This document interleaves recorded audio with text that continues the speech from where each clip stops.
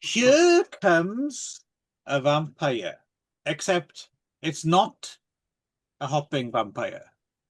Um, and Darren didn't get a chance to see this, did you? And that's exactly why I didn't watch it, because I knew in advance that there were no hopping vampires in it. So I treated it with the contempt that it deserved. There we go. Hmm. Yeah, no. So So I think I'll be asking questions during this because All I right. haven't seen it. I still haven't seen it, Hmm. and I want to know if it's as shit as the other hopping vampire film that Yuen Ping did. And Yuen Clan so this did. is the thing with this as well, was I did want you to, just because. So the reason this ended up on the docket, I got turned around, right? So it must have been on the master list of things that sounded hopping vampire-y. And then I went through it. Believe it or not, I did actually do a bit of research before we started all this, and started extracting things that didn't actually have hopping vampires. Did a fairly good job, although a few slipped through early on, if you remember. This is the first time this has happened for a while now that we've watched a non-hopping vampire film. That's all right. It's fun anyway. If No, you can be bothered to watch them. Yeah, yeah. But we watched Vampire Settle on Police Camp. Yeah. Which Darren is delusional about. But while reading, No, I'm not. Well, that's why I wanted you to see this, because I was wondering that I was like, there's no way Darren's going to defend this one too, because this kind of makes Vampire Settle on Police Camp look quite good in comparison. I'm kind of gutted that I didn't manage to see it, and that's because I messed up on the dates basically. So I had to. Right. I was really behind. I'll give you another piece of info about this in a bit that'll make you want to see it. I'm going to see it. I'm going to see if I'm going to watch it for my own pleasure now. There's one thing in particular that I'll bring up though that'll make you want to. But anyway, so and then while I was reading about Vampire Settle on Police Camp, I read someone compare it to this film, Here Comes the Vampire, which makes sense actually, which is from 1990, by the way. Which makes sense. I see where they're getting at. They are kind of slightly companion based, and I didn't have the stomach to go back and watch Vampire Settle on Police Camp, but might even be shot on the same place, like the very similar looking could be buildings. But this is the thing, Darren, that might, if we're talking Police Academy rip-offs, Tan Lap Man, remember him? Yes, I do. I like Seaman Boy. Man. Yeah. Tan Lap Man is our surrogate Mahoney. Yes. Yes, it is. Yes, yeah. I was quite surprised to see Seaman King playing. I want to see Mahoney Seaman. Yeah. They even rip off the scene where Steve Guttenberg sneaks up behind Kim Cattrall and pretends to be the commanding officer and gets her to show her legs or whatever. They do that exact thing again. Yeah, he's just as skeevy. I mean, he's obviously even skeevier than Mahoney because it is just. But here's another thing. Here's a missed opportunity. For about, I don't know, a minute, and then they drop it, unfortunately, because that would have been fun. Billy fucking Lau, to give him his full name, is for a little bit Tackleberry. Oh. Yeah. He turns up like with a bunch of guns at the beginning, but has to get rid of them. And then I suppose you would Meg Lamb, right? She's the Leslie Easterbrook stand-in. She even has like a Russian name, right? Which kind of weirdly makes sense to me in my head. But Leslie Easterbrook doesn't have a Russian name in Police Academy, but there's something a bit Ilsa about her, I suppose, isn't there? She's very Ilsa. Yeah. Yeah. Anyway, Charlie Coe is in there. There's a character whose name is Sickness, and another character's name is Myths, which is weird. Charlie Coe is in it. Go ahead.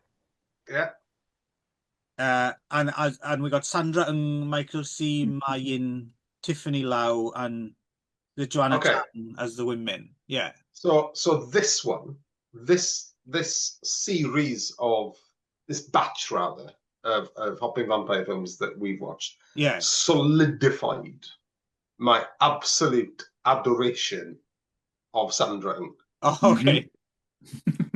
I am now fully into Sandra Ng's nonsense.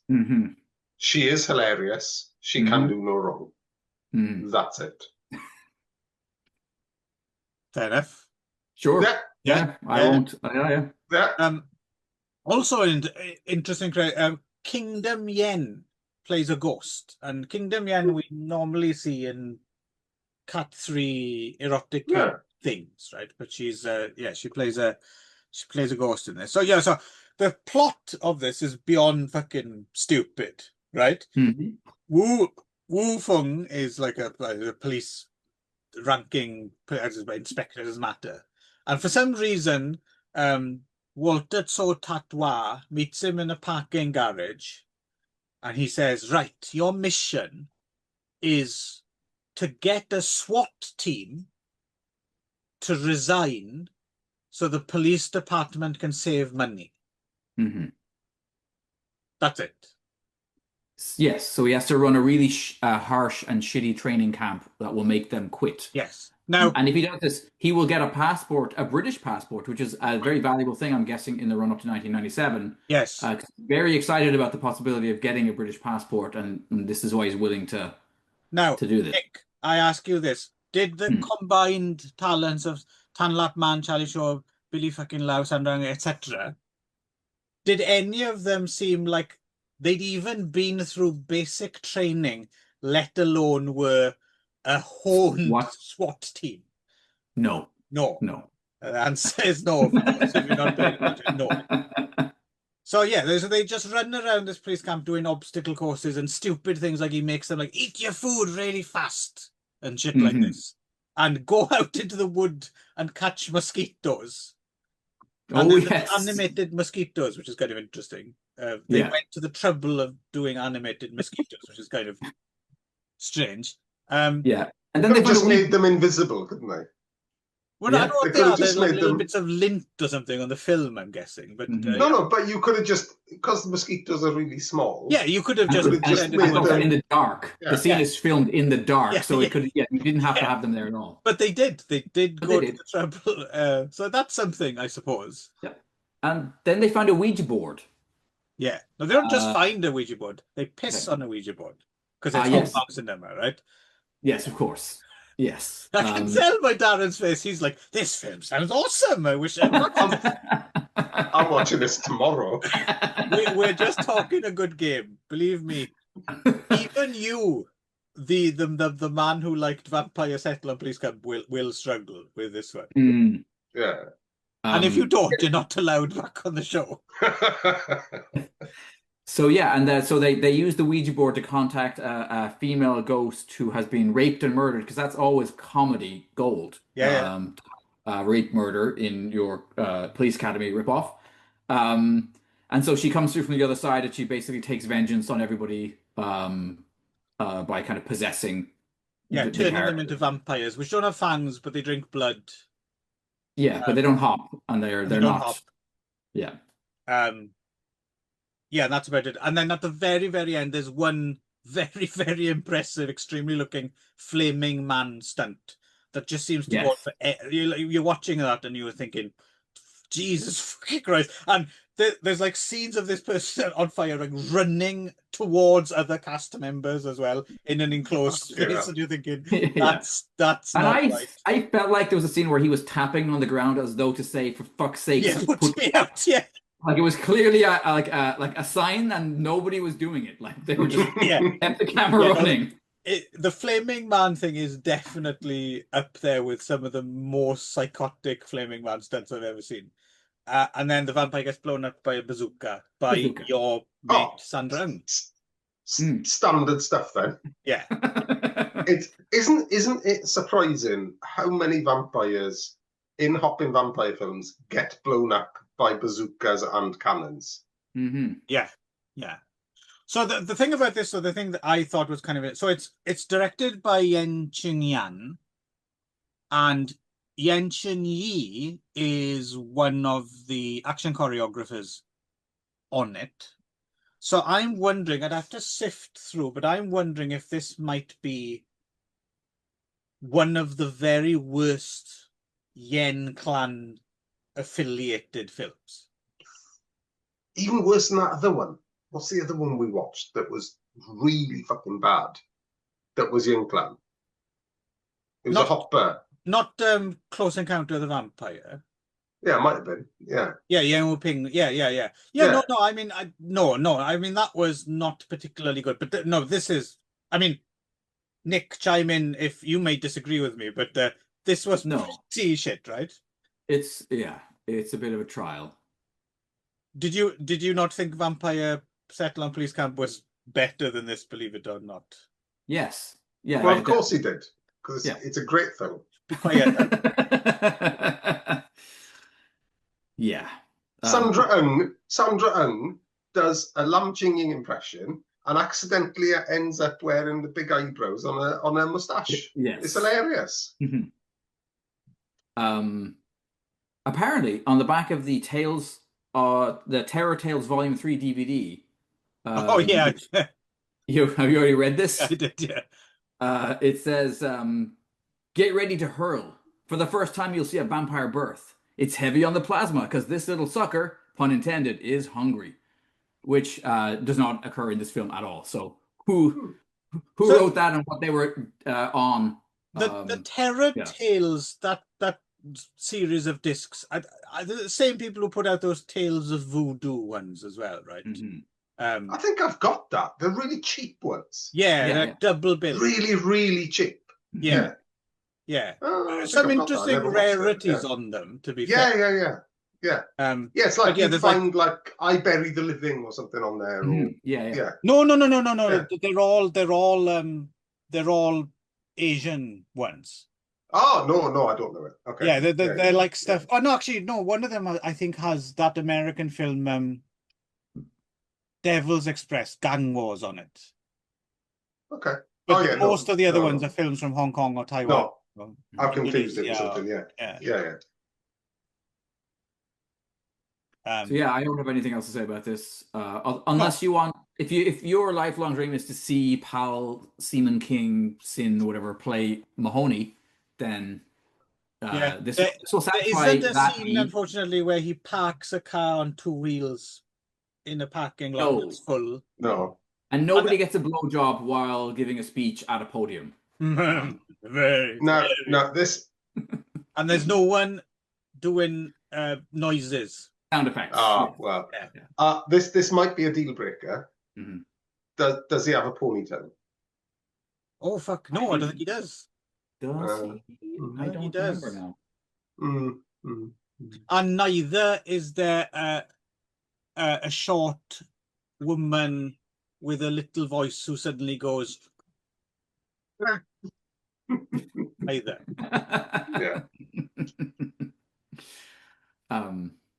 Okay, so I think we can Moving on. Something that Darren actually has seen.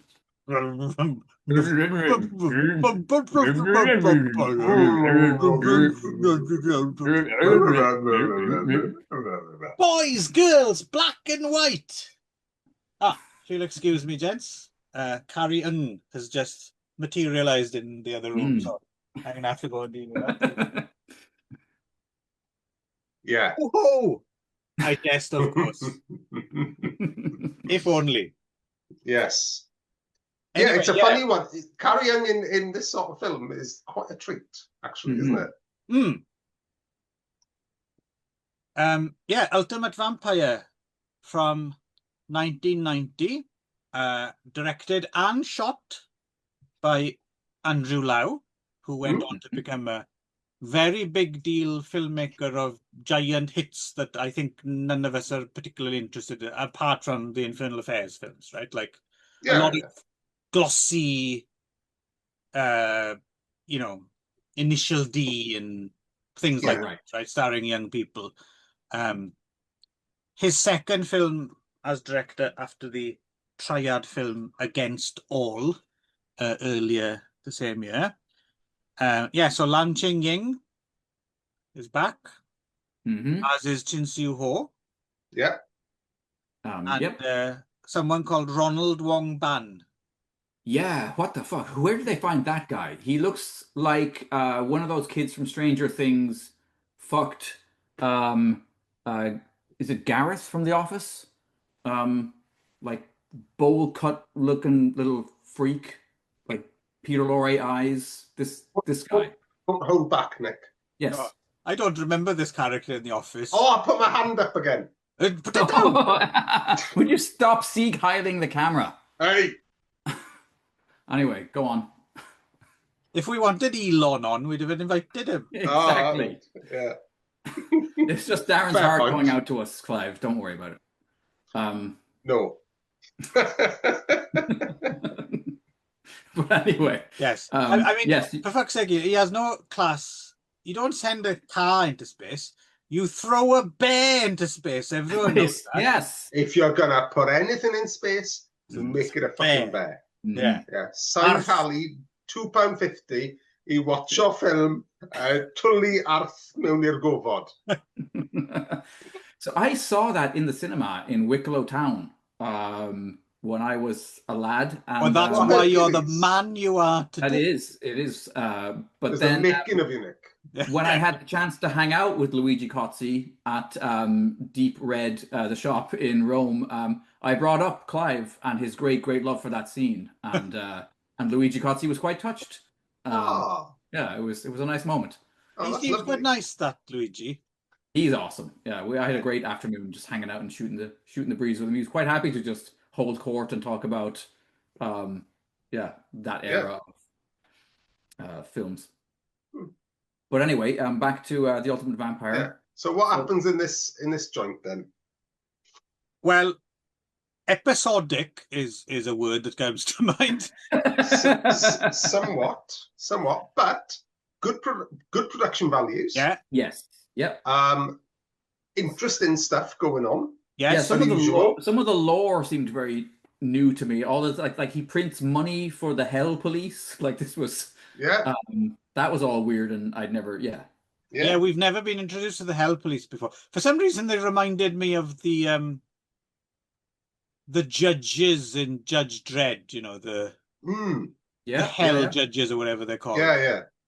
Oh yeah, like Judge Death and There's something of a Judge Death about them, isn't there? Is that but they're pretty cool though, because they just like appear, don't they? They just go out of the ground, don't they? They're a bit Cenobite-y as well. If they're mashed up with the paper dolls. Yeah. But then again, I've always thought when I remember first seeing Hellraiser, thinking that the Cenobites were very Judge Death-y, actually. Right, there you go. Yes.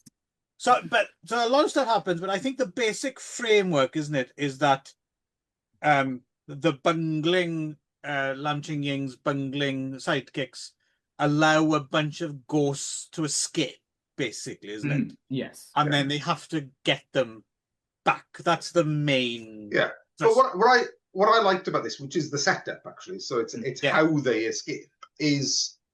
And I don't know why you like this, but I really liked it, is the fact that there are peaking opera performers putting a peaking opera performance on from empty theatre. Except it's not empty, it's just for the ghosts. Yes. And then Chin Su-ho fucks it all up and lets him escape. Which you could argue that setup is also a bit of a... You could see it as being somewhat satirical, couldn't you? Like, that there's these things just playing to empty theatres and the only people. Yeah. No, I mean that's the thing, you know, because I don't think there's many around anymore, is there? I did quite like as well when Chin Su-ho has to go in. He's held on like he's on a long red string so that he can be yanked back so he doesn't get pulled into hell. Yeah. He forgets all about that as soon as he sets eyes on Carry-On, right? Well, yeah. Yeah, and Carry-On's like a sort of mischievous ghost, but also like a good ghost as well, isn't she? Yeah. Another one in need of a good spanking. What's that film she's in? Naked Weapon, isn't it? No, that's no. Naked Killer. Naked Killer, sorry. Yeah. Yeah. Anyway, so he has to catch. So they have to then like bust all the ghosts. They got to go catch all the ghosts again, and they then go to another like Taoist master, right? Shek Kin, Yes, Lao No. Shun, right? Lao Shun. This is the sour-faced bloke that I love. Yeah. I love him. And his son, Carol Wong is his son has the most with the Gege no Kitaro haircut, right? Yeah, I was going to say, he has the most 90s looking, like, kind of like hair hanging down over one eye. Yeah, I think he was in James. Yeah, exactly. Of Yeah. sit down fame for a while. Yeah. He used to like a duffel coat. Yeah. Went to see Ride in concert a few times. That's it.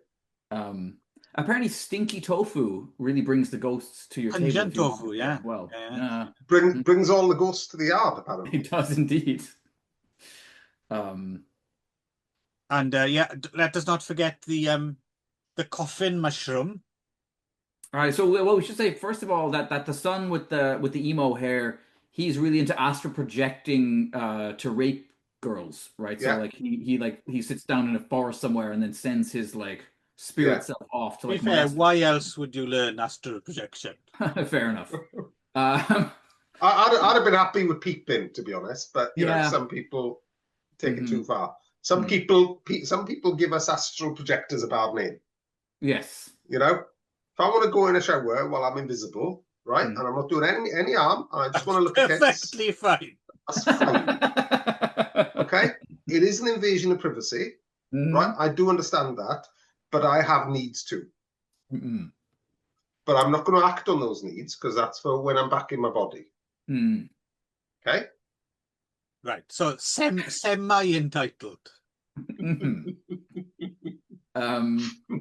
So and so apparently Lam Ching has to pay back all the money. He has to pay a bunch of money to the Hell Police for having let the ghosts go as well. So this has got another. Yeah, there's inflation as well. Don't forget. Oh yeah, and yes, yeah, exactly. I quite like that. Yeah, there's inflation in hell as well as there is on Earth, and then and then also they figure out so that he's going to do a feng shui job for some restaurateur, and that's when they figure out. Yeah. Who has Joanna Chen from Here Comes a Vampire as his waitress, right? Yes, and because there's a hilarious bit of business where wordplay that goes over our heads, something to do with sirloin steak and East West. I'm sure it was fucking so pissingly hilarious if you understood it. But, so Lao Shun is like, he seems to be like Lam Ching Ying's senior brother, doesn't he? And he's the master of what's his name, Ronald Wong, isn't it? Is it Ronald Wong? No, Carol Wong, isn't it? Yes, Carol Wong. Or Carel, I don't know how you pronounce it. Carol. And they're not just so they're actually father and son. It's not just master and student. They are. All right, dad and son. Yeah.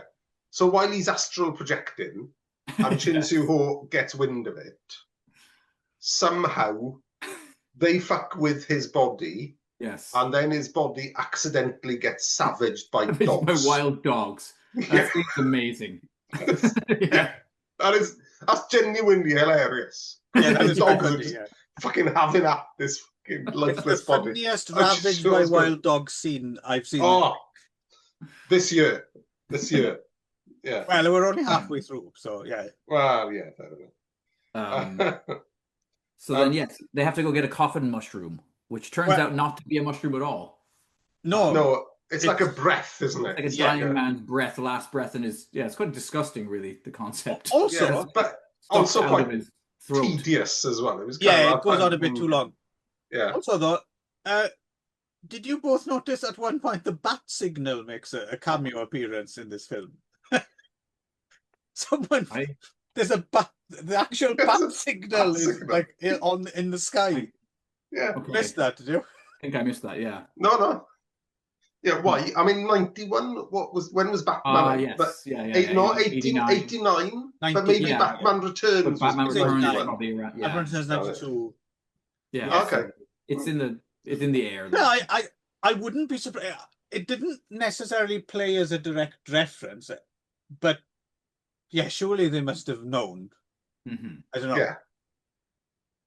But yeah, it's either cheeky or just odd to see it. Yeah. But then when they cut to Commissioner Gordon picking up his big red phone, then we were not in any doubt. No, exactly. And Lam Ching-ying sliding down that pole, you know. Yeah. That's the good stuff. So Emo Hair then becomes a vampire, right? After he's returned to his soul's returned to his body, but then he becomes a vampire, partly because his dad does some necromancy stuff. Yeah. But he's not a hopper. He's not a hopping vampire. He's just like a savage, like vampire. No, but we do get hopping vampires, and we also get a bunch of regular zombies as well. Yes. Oh, and they're quite fast-moving zombies as well. Yeah, I was into that. That was all good stuff. Yeah. Oh, and then Lam Ching makes the 100 precious soup, a soup with 100 precious things in it, which includes dog turds. Yes. Because they are precious sources of nitrogen for the plants to grow, I think is how he explains it. Chinese magic. Yes. I believe you can buy that at goop.com as well. I'm sure you can. Yeah. And they But that fight at the end is fucking massive. Yeah. So it's like a whole fucking cemetery worth of zombies. Yeah. Versus Lam Ching-ying, Chin Su-ho. And then Lao Shan comes in all fucking thunderbolts, like something out of fucking Big Trouble in Little China. Yes. And then it's a fucking thunderbolt fucking laser battle. Mm-hmm. It's quite good fun, this one, isn't it? I enjoyed this. This was a good mess, one. But it's fun. Carrie gets caught in an urn as well, right? Carrie gets caught in an urn, and then she develops feelings for Lam Ching-ying. That's right. Lam Ching-ying serenades him out of the urns like that. In this and the one of the next films we're going to be talking about, we see the other side of Lam Ching-ying, right? The Lam Ching-ying by night. Pimpin' Lam Ching-ying. Where Lam Ching-ying, Taoist by day, candy tangerine man by night. Fur coat. There's a film. It's got a fucking fur coat and a what do you call it? A cane. Yes. And let us not forget sauntering. The Lam Ching-ying blaxploitation connection is stronger than you might think, right? Because apparently he choreographed the action for Al Adamson's Dynamite Brothers. Yeah. Because there's that weird period of time where he's over in America, right? And he's like the only one in America as well. Yeah, well, he's doing Slaughter in San Francisco. Yeah. Chuck Norris thing. And at the same time, the Chinatown Capers. Yeah. That's the Michael Hoy one, isn't it? Yeah, the sequel to Back Alley Princess, which isn't. That's it. Yeah. And and he does Dynamite Brothers, and he's in it as well, right? Yeah. So who'd have thought Lam Ching-ying was in an Al Adamson film? We gotta love know it. Isn't that like a thing you just love to know? Yes. Like even if you've never seen Dynamite Brothers, you just Lam Ching-ying he interacted with Al Adamson, I'm assuming. Isn't that wonderful? It's gotta be a way to shoehorn that into something. Oh God, we're not gonna do it. I've never seen. Is there like a photo, like an on-set photo of Lam Ching-ying and Al Adamson? Yeah, it has to be. Google this. Yeah, I'm sure there is. Yeah, we don't need to do a not in whatever this show is called, though. I don't think where we spin off. As it might be. Yeah. Anyway, this one was lots of fun, I thought. I mean, obviously, at a certain point, it's amazing how many of these things Lam Ching-ying is churning out at this point, and as we'll see, sometimes just for like cameos playing. Yeah, he's just there's a couple he's just phoning in, isn't there? There's like let's put a bit of context on this as well for me. So I remember seeing Ultimate the second time I'd seen this. I remember really liking Ultimate Vampire a great deal when I first saw it. I'm thinking this is one of the better of the Mr. Vampire ripoffs, right? Now, this time watching it, I still had a lot of fun with it, but I'd cooled on it a little bit. But then I remembered, that's just because I've already watched another 50 of these things. Yep. So, yes. So, this is definitely... this is a solid one. Yeah, this is one of the Mr. Vampire rip-off things you should be seeing I think. Yeah. Yes, I'd agree. Forget about Here Comes the Vampire, where it's not even a hopping vampire settler police camp. But Ultimate Vampire, yes. Mm-hmm. Yeah, and I think as well as that, you don't need the lore going into it either. It's not like watching Hello Dracula 4, right, where you need to know who the fucking dad is and you need to know that, you know, certain things are deadly to vampires. You don't need to know any of that. This just stands alone quite nicely. It is standalone. It kind of makes it its own. There's well, we forgot to mention. We did it at the beginning. We forgot to mention what it was. To talk to the hell police, you have to eat mud, right? So you have to that's it. Full of mud, which is quite cool. There's a lot of inventive stuff in this one. Yeah, no, I had a ball with it. Yeah, and it was good. And there was some good emotional beats with what's her name? Carry On. It's because, you know, she's like the friend, you know, she's like the mischievous ghost, then she's the friendly ghost, then she helps them out, then she gets trapped in the thing. Yeah, exactly. Yeah. But then she gets trapped in the urn and she can't get out. It's nice. Falls in love maybe with Lam Ching Ying. Yeah, no, it was a good, and that's the zinger at the end, isn't it? Oh my God, they've got to get married. Yeah, isn't it? It's like, it's definitely better than some of the official Mr. Vampire sequels. Yeah. And Ronald Wong is a real goofy little dude with his bowl cut and his like puffy cheeks and Welcome to the jungle. We got fun and games. Now, that's going to be more relevant than you might think. You think you're so cool, Darren. Why don't you just fuck off?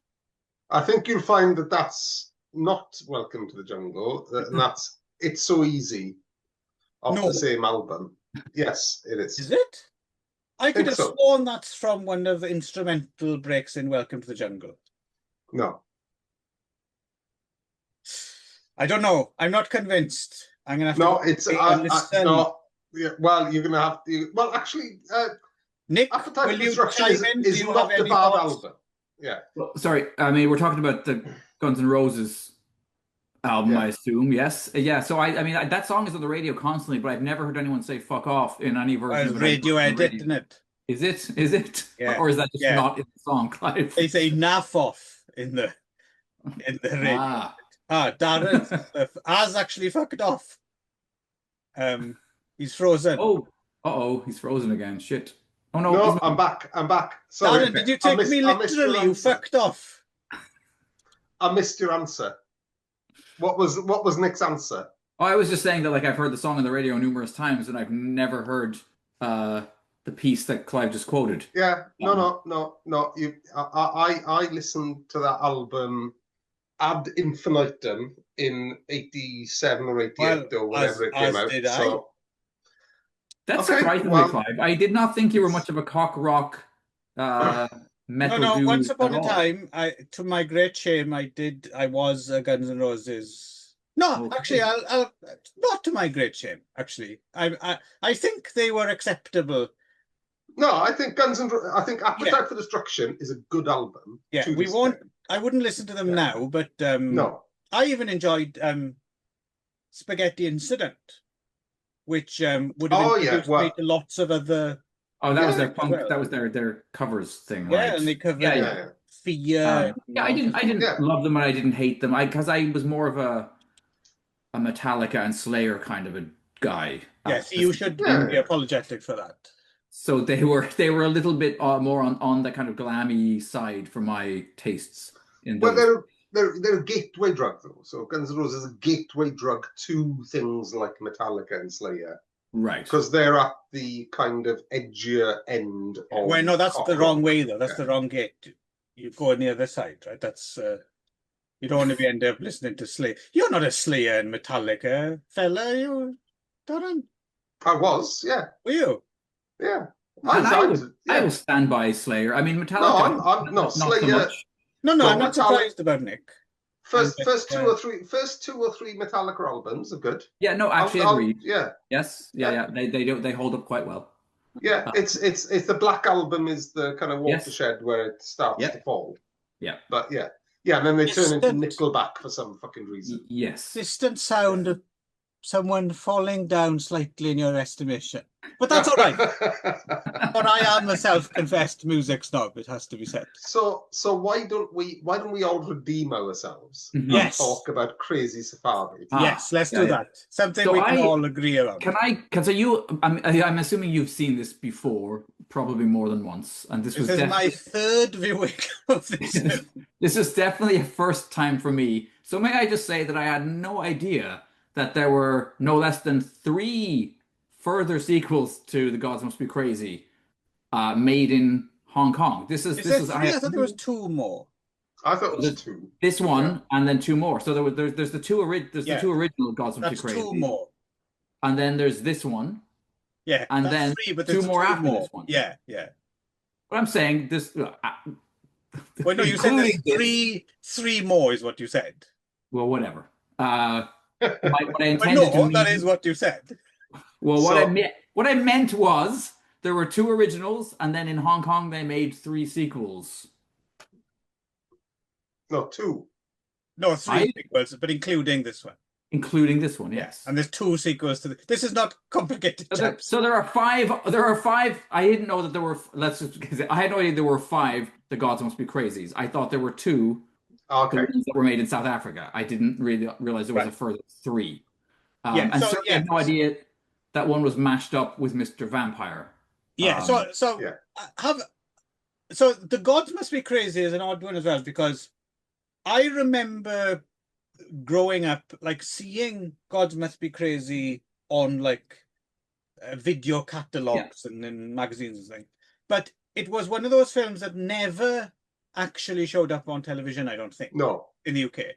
I'm wondering if that might have been a kind of anti-apartheid embargo-y kind of thing, right? Like, could have been. I hadn't thought of that. Yeah. I saw it in Canada as a teenager on video, but it was definitely in Canada. Yeah, no, that thing was huge around the world. We forget God Must Be Crazy was, and I never saw it as a child. I saw it, I don't know, 10 years ago or something, and I was surprised, like, quite how not funny it is. Like, it's not quite rubbish. Shit. And for those who don't know, it's basically a Coke bottle gets thrown out of a plane flying over the African plains and lands on Bushman Nixon's head, and then hilarity does not ensue, right? But it was a massive hit, led to an official sequel, and yes, the first of 3 Hong Kong spin-offs, and this first one is a Hong Kong South Africa co-production as well, right? It's proper shot in South Africa. So this begins at an auction house in we'll get to the London of this film, because this is quite interesting. But the auction, there's a Chinese mummy, they call it, or as we will refer to it, a hopping vampire. Or Peter Chan Leung, Interesting that the auction video is introduced by a Chinese man with a Japanese name and an Irish accent. Paddy O'Byrne is the guy doing. He apparently he's also the narrator in the English dub. Is there an English dub of this? Apparently, according to Wikipedia, he's the narrator. He was an Irish guy who lived in South Africa, and he was quite a big radio celebrity there. And so, what was his name again? Paddy O'Byrne. Fuck me, that is there's no doubt where he comes from, is there? Well, no, I mean, Lithuania. As soon as he opened his mouth, my jaw dropped, because I was what the fuck? What that guy from China really sounds like he's from Wexford or wherever. But yeah. Anyway, no. Apparently, so he would do the Stephen Chow. I guess he does the Stephen Chow stuff then. So that's the other thing. This was my first time watching. In the past, I'd always watched this. There was no subtitles. So Stephen Chow and Ng Tat have been called in to do narration duties, right? They add this kind of layer. I suspect maybe to kind of make sense of it a little bit, because it's a bit of a mess. I'd never seen it before with subtitles for their bits before. So this was the first time I was hearing. Back to Paddy for a moment. He is the narrator of the original 2 Gods Must Be Crazy films. Ah, that would make sense. Okay. Yeah, I hadn't clocked that. Okay. Right. Okay. Interesting. That does make sense. I have to say, the Stephen Chow and Ng Tat narration doesn't really add much. Nope. Apart from a bizarre Eric Tsang reference. Yeah, that was Yes. Isn't he compared to a rhinoceros? Is he the rhinoceros? Are they No, I think comparing him? it's one of the Bushmen who's fat, and he that's from it. behind That's a rock. it. And they Yeah, go, yeah, look, yeah, it's Eric yeah. Tsang. It's quite tenuous, really. He doesn't look anything like Eric Tsang. Also, there's a rhinoceros. Well, yeah. Or at least So the rhinoceros is weird because the rhinoceros is clearly not a real rhinoceros. Yeah, very much. No, but it's quite good. I thought it was quite a good costume. It is a good costume, but it's still a costume. Yeah. I think it's when it started dancing on fire. I was, hang on, that might not be a real. Although then again, there's another bit we'll get to where they genuinely do piss off a baboon. Yes. And that looks fucking dangerous. That's quite terrifying, yeah.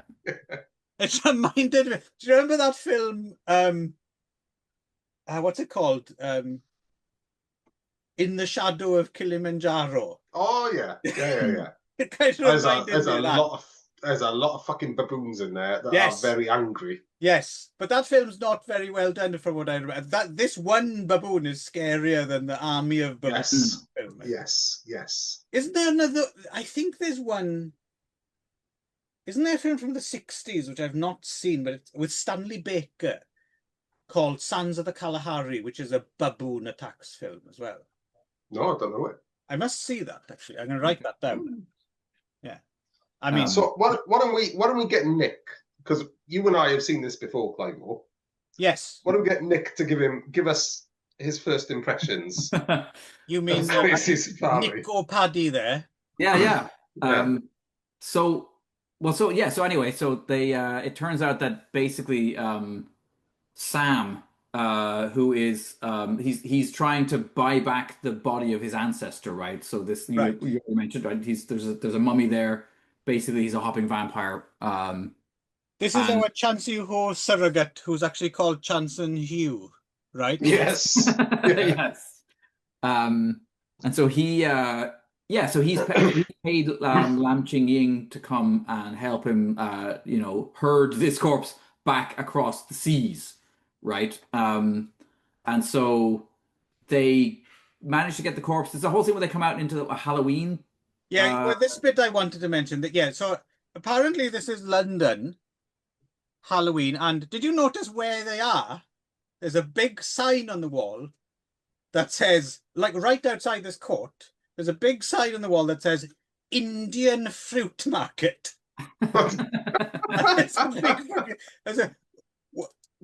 Is this supposed to be like where do they have the parade? I don't know.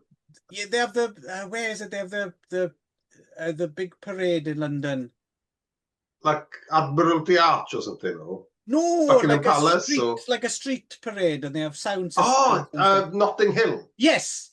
Is this like you put Notting Hill into a Hong Kong computer circa 1990? Does it come out Indian Fruit Market? That's the only thing I was thinking. I hadn't noticed that. But this is the boring stuff, right? This is the boring stuff. Yeah. The good it lasts all of 5 minutes. Like it. Yeah. There's not much. Kicks along. So then they manage to get the corpse back after he brings it back to life, and it freaks out the guy who wanted to buy it. So they're also mugged by some African Americans who are also for some reason at the Indian Fruit Market in London. Yes. Well, it was the early 90s, I guess. So that was part of it. Yes, the Indian Fruit Market was full of roving gangs of African American muggers in 1991 who were mugging JYANGSHI. Yeah. Yes. So then, they take off on a plane and they're flying over Africa to get back to China or Hong Kong, presumably. Sorry, I don't mean to stop interrupting you, Nick, but there's another thing that was worth mentioning in this point as well, because after the muggers try and mug and Lam Ching-ying has a line, "Ghost only attack the man who attacks them." Yes. Which is demonstrably not true. Like, no, these in films all these would not exist. ghost topic rabbits, they attack fucking everyone. So I don't know what the hell Lam Ching-ying's on about. He seems to have he's forgotten all those other films. Anyway, maybe that's how they get activated or something. Maybe that's how they get activated as as roving Jiangshi. No, I'm stretching. No. So anyway, they're flying over Africa. Yes, yeah, and then I can't remember why do they have to bail out, but there's I think the plane catches fire or something, and the pilot just fucks off. And he's drinking, isn't he? He's a drinking. Oh yes, Foreigners are so selfish, as we know from the subtitles. Because all the foreigners are total dicks in this film. They really are. Europeans. Yeah, and then he tries to steal the parachute, but then he ends up jumping out. It's like he's just got like Nick, hang on now. You're doing a very poor job here. And well, you fucking take it away. You're making me look a fool. What is the plane decorated with? This is the most important point. I can't remember. What? Why do you think I was singing Welcome to the Jungle? You can't have missed this. In the backdrop of the plane in the corner, right? There's, I don't know what it is. It's not a poster. It looks like a tea towel I can't believe you. It's the artwork from the Guns N' Roses Appetite for Destruction LP. Oh, okay, yeah, no, I did not spot that. Okay, so no, so naturally it was going to blow up then, I guess. Yeah. All right. Oh, so you're really not familiar with Guns N' Roses then? Obviously. No, I mean, like, yeah, I mean, so which cover is that? What's on that cover? Appetite for Destruction. Yeah, but what's the image? To be fair, there's two covers to Appetite. Yeah, but that's it's like a crucifix. Okay, yes. Yeah. Okay, yeah. Oh, sorry, no. Sorry, I'm probably assuming too. I assume everyone in our generation just has that image burned onto their retina. But weirdly enough, I more remember the painting by the comic artist from Zap, the one with with the girl with the knickers around her neck. Yeah. That caused all the controversy. Yeah. Well, that's not on the plane. Unfortunately, no. But I do. These are the kind of things that keep me awake at night. I know some people, they try and cure diseases or try and figure out, but I really do wonder, because that is a bit of set design. Because that's not a plane. That's not a real plane. It's not as if it was there. No. They were designing this film, and they were right. Okay, we got this prop plane now. Well, looks a bit naked, doesn't it? What? I know. What's that tea towel you got from the gig the other night? Lamb's in the corner with his headphones on, going, "Why don't you just fuck off?" Regardless of what song it's in. And we put that up on the wall. Yeah. That's just, that boggles my mind how that ended up there. Seriously. Well, it's Hong Kong. Mm-hmm. It's Hong Kong. It's a hopping vampire film set in Africa, and Lam Ching-ying rides an ostrich. Yes. I mean, why is the Guns N' Roses tea towel the weirdest thing in this? I don't know, but it is. Okay. Yeah, if anyone knows. Hurry up! I want to talk about Lam Ching-ying. All right, sorry, but if anyone does have a theory, let us know, because I could talk about this all day. But anyway, carry on. So, Lam Ching-ying rides an ostrich. He does. After they crash land. Numerous times. He does. And in fact, at one point, he's seriously upstaged by said ostrich. There's a scene where the ostrich comes up kind of like out of like... Oh, he's doing his Kenneth Williams again. Kenneth Williams, the ostrich. And then I was like, oh shit, he's been totally upstaged. Yeah, interesting trivia. You probably don't know that ostrich is actually the son of original Beano cover star Big Ego. Oh. Okay. It's gone right over my head. Take that to the bank. Yeah. And Rod Hull was nowhere to be seen in any of this, right? Okay. Oh, That's because it's an emu, isn't it? That was a fucking emu. makes It's sense. not a fucking ostrich. You got to give me props. That's a top-dated Beano reference. That was pretty well good. with the kids. Well, war era kids watching this. I'm fucking older than you when I didn't get it. Right. Well, I also never read the Beano. You didn't get because you would have been slightly too old, so you would probably wouldn't have picked up that 75. No, hang on. 50. Yeah, 50 years of the Beano and Dundee thing that was doing the rounds. No, lost on me. You would have been a bit too old. Okay. Yeah. Nick would have had it though. Yes. I just childish. Now that I'm looking at it, yeah, just Google Big Ego. I'm just waiting for the right pub quiz, and I'm gonna slay. Get to fucking Africa immediately. Hang on. Get to Africa. I want to talk about emus and rhinoceroses. Are you throwing racist taunts at me, or are you saying that we should carry on with the rest of this? I am in fact saying we should get to the part of the plot where they actually touch down in Africa. Yes. Good. Yes. Thank God for that. Because I'm excited to talk about the ostriches, yes, and the rhinoceros and the lion, yes, and the baboon. Darren likes a zoo. Sure, yeah. So they bail out. They come down and they lose the hopping vampire in the process. He parachutes somewhere else, and then the rest of the film is them trying to get him back in the jungle. So Darren, take it away. Is it a jungle though? I mean, I might have thrown you off by singing "Welcome to the Jungle." It's more of a savannah. It's more a plain, really, isn't it? A savannah or a plain. A Serengeti of some kind. Yeah. Yeah, so jungle's a bit offensive, really, isn't it? I mean, it's not. There's a tree or two. Well, that doesn't comprise a jungle, maybe. Well, 2 trees doesn't make a jungle, as you know. As the old saying goes. Listen to yourself, Nick. Just you don't know the difference between a fucking ostrich and an emu. This is true. I'm not an expert. And a plain. I'm not an expert on that continent. The Serengeti jungle, the majestic. Yes, I didn't Sahara even know jungle. Yeah. I didn't even know that you could ride an ostrich before I saw this film. To be perfectly honest. That is a thing. Yes, that is a thing. And in fact, Noriko, my missus, only just missed out on this treat. Okay. Because we went to Vietnam, to Saigon, and just outside the city, there's a park that offers ostrich riding. I can't do it because I'm too heavy. But my missus is just about lighter, and she was so convinced.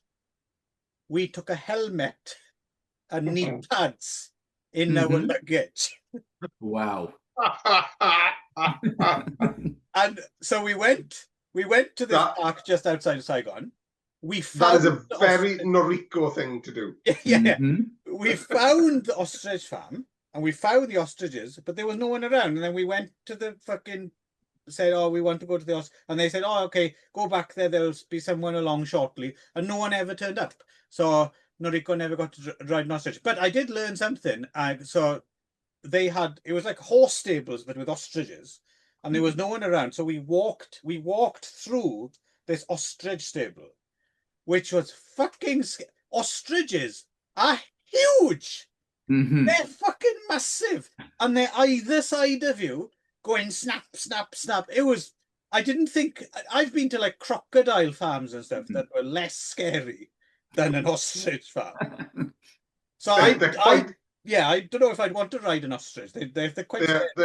They are quite the grumpy bird, aren't they? Yeah. Oh yeah. Yeah. I mean, I've ridden a camel, and when I was in Egypt, I rode a camel. Geraldine and I rode a camel, and I was loving the experience. Geraldine was terrified. I didn't know you'd been to Egypt. Yeah, I've been to Egypt. Yeah, we went to Egypt for Geraldine's 40th birthday. All right.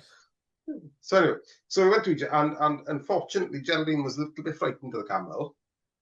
And none of this was helped by the fact that Geraldine's camel and my camel had some sort of beef. And we're riding side by side, and they kept biting each other. They kept attacking each other. But I was having the time of my life, to be honest. I was on a fucking camel. Yeah. Were you between, do you sit between the lumps? Well, it's like a saddle on it, and I'm not sure how many humps they have, actually, because I think there's certain camels have one hump. What are they called? They're dromedaries. No, dromedaries, right? Dromedaries, yeah. I can't remember, is the honest truth. But I was on a saddle, I was on a camel, I was having the time of my life, and Geraldine was fucking terrified throughout. Huh. So anyway, that's nice. But none of it is as good as Lam Cheng Ying riding a fucking ostrich. Yes, it is. Or having a big snake on his leg. Oh yes, that's quite a long sequence though, isn't it? And that's like, so they come because it takes ages, doesn't it? It takes ages and ages. So Peter Chan Lung basically just drops into this village. And he's worshipped where the tribes people live. Where we should come back for a second and just say that this is technically a sequel to The Gospels of Crazy. Oh yeah, we forgot to mention the same actor. Nick Zhao. Yeah. It is Nick Zhao playing the same character he's played in the previous two films, and he doesn't have a great range, does he, as a thespian? Well, he could do Bruce Lee. Well, yes. Well, he's not doing a very good Bruce Lee, though. I think this may technically count as punching down, Darren. Yeah. No. I mean, our business, Clive, is reviewing people pretending to be Bruce Lee. Right. So, he's not Bruce Lee. He's not even Bruce Lee. He's not even Bruce Leroy. Well, yeah, but he's doing a very good job in this film in general. I hasten to add. He's cornered the market in comical Bushman, hasn't he? Let's put it that way. Yeah. And beloved, obviously beloved in Hong Kong, is in 3 films. Huge in Japan. He kept turning up on TV shows here as well. Like he was a guest on numerous TV shows. And I always did wonder, because he'd always turn up looking exactly the same. And you do have to wonder, like, he probably, I'm here in Tokyo, I'm going to dress up nice. And then he turns up at the studio, can you take all your clothes off and put your put the loincloth on again? And here's a spear, by the way. Like, it's that, here's a spear from that tribe that lives in a different country. Yeah, which is highly offensive to give him. There you go. But we found it in a second-hand shop in Jimbo or something. So you go. So there's but I'm sure he had a good time anyway. But there are adventures. So Peter Chan Lung drops in, tribes people make a fuss of him, and then there are various kids love him as well. Yeah, I actually wondered, how did they film those scenes of him, like that seem to be on wires of him jumping? Those are by far the most impressive scenes in the film. I couldn't see the wires. Like I couldn't figure out how it was done. And he's jumping really long distances, and he's not a small man either. Like, no, he's a hefty dude. You would need something to keep him aloft. But that's the thing with this film that's always impressed me, are those bits, because I can't figure out how they're done. In the same way as when we're watching those like Ninja Final Duel and Duel to the Death, and there's like scenes and you're like, how the fuck did they do? Like, it's obviously some very clever, simple yet fiendishly clever device, right? But I don't know either. But it's those scenes are really rather impressive. Well, it's like that. What was that one I'm never going to remember all the fucking names of these films we've seen, but that one where there's this city chase with a family of vampires where they're doing those massive leaps over the traffic. Vampire 2, wasn't it? Mr. Vampire 2, yeah. But that's slightly more, that's within a slightly controlled studio environment. You can see, but this is clearly on the planes, right? And they're in long shot. Yeah. They're in long shots too. Like the camera's way back, and he's So it has to just be like a massive crane or something. Like a big crane shot. Yeah. Magic. Could be magic. Could be magic. Might be magic. Yeah. So yeah, there's an encounter with a rhinoceros. There's an encounter with an ostrich that Lam Ching-ying ends up riding. He sticks his foot down a snake hole. Yeah. And catches the biggest snake ever, and then they love him for that. They like that. So just to clarify here, when they're sitting there with their feet in the holes, that is the objective, right? To catch snakes. Am I right? Seems like it. No, there wasn't. No, there was some sort of Yes, they're trying to catch snakes, but Lam Ching-ying thinks it's like a bath or something. Yeah, he thinks it's something.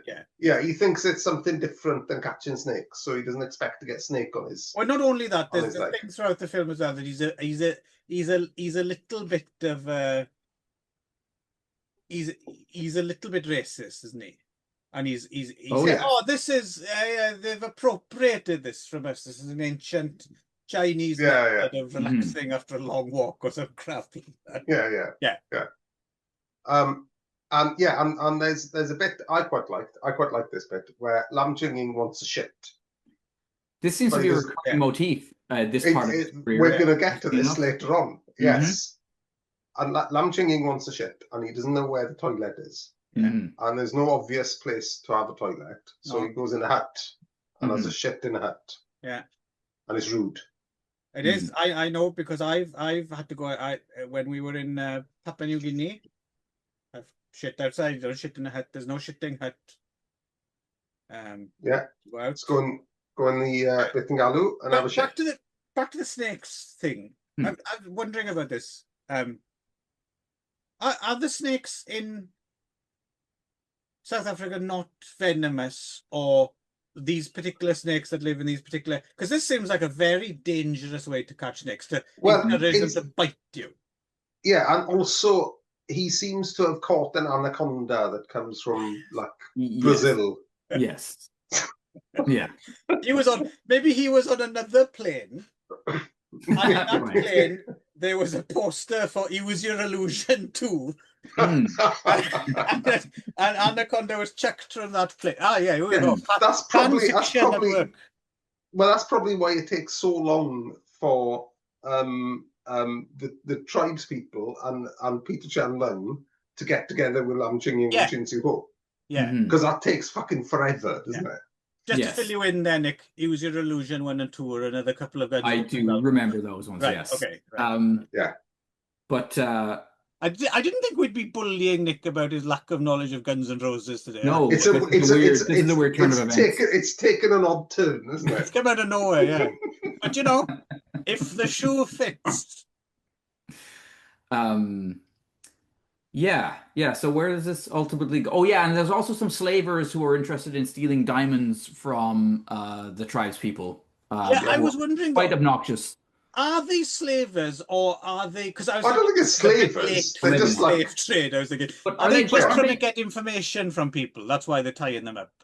Oh, okay. Is that unclear? But they're after the diamonds. They definitely want the diamonds. Yeah. I think they're probably poachers who have spotted a diamond and decided they're now criminals. They're all super obnoxious and horrible. Yeah. And much less racist than you might think. You'd think there'd be a lot more racist talk, but there's only one line that stood out to me, because it's all just very generic, non-racist. Apart from there's one bit where a little kid attacks someone, and then they say, what does they say? Chop that chimpanzee up into mincemeat. Yeah. But you'd think there'd be more of that. And I was also convinced before watching, I thought the Stephen Chow Ung Tat narration was going to be a lot more offensive. But it's and this film, it's weird. It's one of those films you're it's so fucking silly, end to end silly, that it doesn't even really enter your mind if this borderline racist at all. Really. I was dreading watching this again. Right. Because I thought, oh fucking hell, I'm gonna have to deal with fucking early 90s Hong Kong racism. Right. On full display. They don't even make an age. It's not there. They don't even No, I have know. an AIDS No, but film. it's no, but it's not there. It's the racism is kind of not there. Mm-hmm. You Well, know, there's that.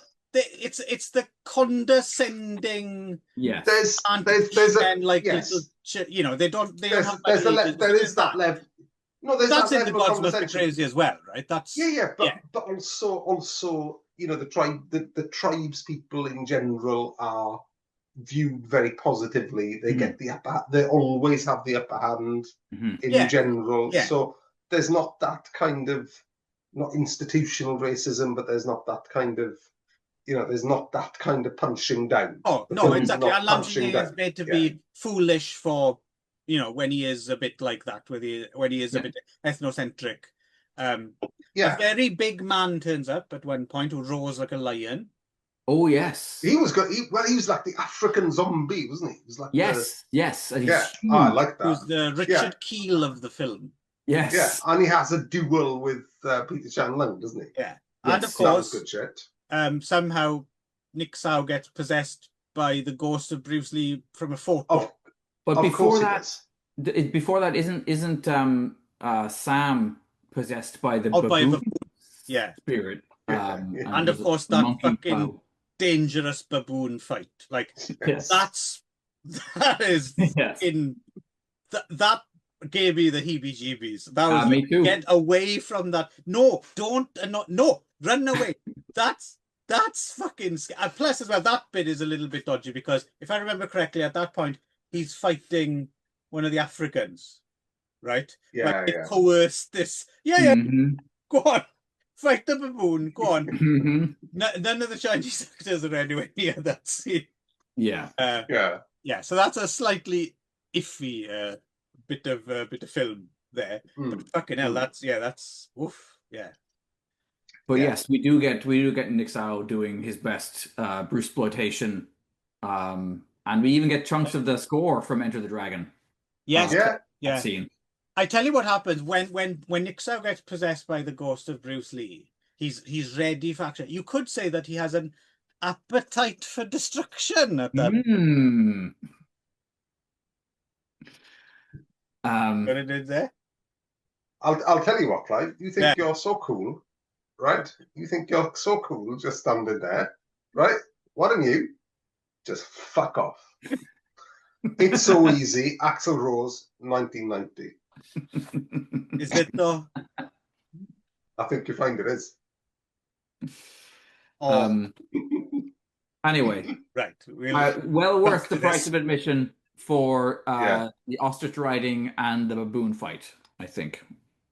Yeah, and just the general fucking weirdness of all of it. Yes. Because it's a change of scene. Yeah. My missus hit the nail on the head actually by accident. I was watching this and she wandered in and watched a little bit of it with me, and she was like, "Yep, they wouldn't make this film nowadays."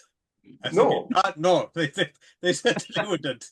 Because for all manner of reasons. It's just I'm surprised they made it in 1991. To be honest. Yeah. By the way, Crazy Hong Kong, I remember being not very good at all. I have yet to see The Gods Must Be Crazy in China, but it's on the list. I don't know if I recommend it. I think I do because there's nothing else quite like it, right? You've got to see it. Yeah, it's nowhere near as racist as you think it's going to be. Yes, yeah. There we go. Stick it on the poster. Yes. Nowhere near as racist as you think it'll be. It's not Ebola syndrome in its treatment of South Africa. What's that you said, Nick, just now? Nothing? No, you said the title of the film. Oh yes. Sorry, Mr. Vampire, 1992. Yes. Sorry. I thought I'd give someone else a chance, but anyway, Mr. Vampire 1992, aka Chinese Vampire Story, aka Mr. Vampire 5. I was pleased to find out. They're all Mr. Vampire 5, aren't they? Yeah, well, yeah. How many fucking Mr. Vampire, specifically Mr. Vampire 5s are there? You like this? I was tickled to find out this. Apparently in Japan, when it was released, Rogen Doshi, which is the Mr. Vampire series in Japanese, Rogen Doshi 7, Last Action Kyonsi. Oh. Yes. Hmm. I would have gone Last Abortion Ghost, JYANGSHI. Yes. But Mhm. we're getting ahead of ourselves. Mhm. Yes, because Lam Ching-ying's about to wade into Roe v. Wade. Roe v. Wade territory. Yes. Yeah, unexpected. Yeah. Yeah. Also, this And is it's harsh. It's harsh, whatever way you look at it. yes. It's interesting that this is also the first film that really acts as an actual sequel to the original, in that it's set in the same time period. It's not like the descendants of those characters, or like No. this is Yeah, actually and it's the characters. same. Well, one of them was looking quite tired. Yes. Ricky Hoy. What's Ricky Ricky Hoy Hoy is been looking. up to? Yeah, he's living a fucking. He lived a good life between Mr. Vampire and 1992, didn't he? Yeah, Because he looks like fucking Compo at the Last of the Summer Wine, doesn't he?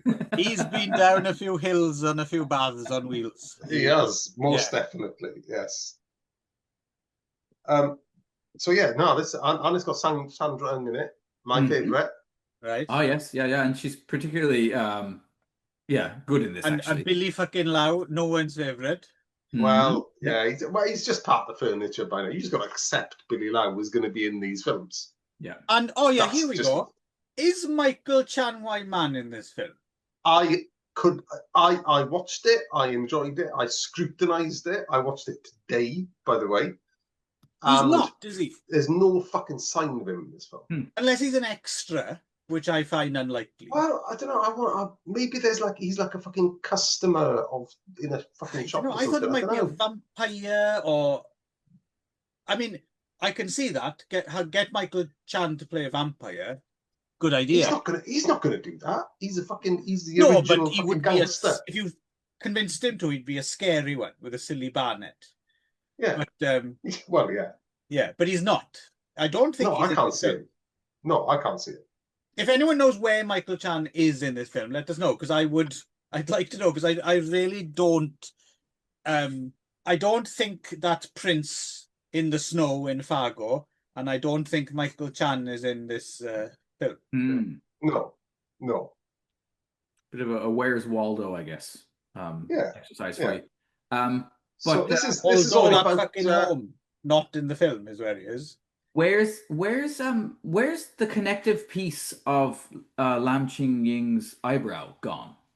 He's got two very distinct, separate eyebrows in this film, and he is playing the same character, right? Did he just give up on that part of the? No. Yeah. If anything, it looks like they've shaved more of it. Like he's got they're further away than I've ever seen them before. Maybe Ricky Hoy ate it, and that's why he looks like that. He's eating it, and that's that. They're the antennae that absorb all the vampiric energy. It's a bit of archaic Taoist law that you don't eat that bit in the middle, or you lose 50 years of your life. Yeah. So what happens in this one? It's all about abortion. Oh, holy babies! Yes, holy aborted fetuses. Yep. But a possession. Aborted or miscarried, to be fair. Yes. Yeah. Well, and also I think now that I had subs on it, I think it's also about abused babies who were once alive as well. So abandoned babies or not abused necessarily, but neglected babies. It's a laugh riot either way you look at it. Yes. I tell you what, right? There's some fucking scary bits in this. It's quite a dark film, considering knockabout Mr. Vampire. But Sandra is still doing her usual shtick. Yeah, wiggling her ass. I know what you mean. There's a few bits of babies popping their heads out of wombs and going and stuff. Not scary, but just I was into. There's this little fucking grey fucking kid with wispy hair that looks like Gollum out of the fucking Lord of the Rings. Yes. And that's a bit fucking scary, actually. Yeah. Yeah. Anyway, so there's some babies that, Lam Ching-ying looks after. And then, Ricky Hoy's in it. So obviously he's going to fuck something up. So Billy Lau's general, it's something to do with his ancestor coming back, right?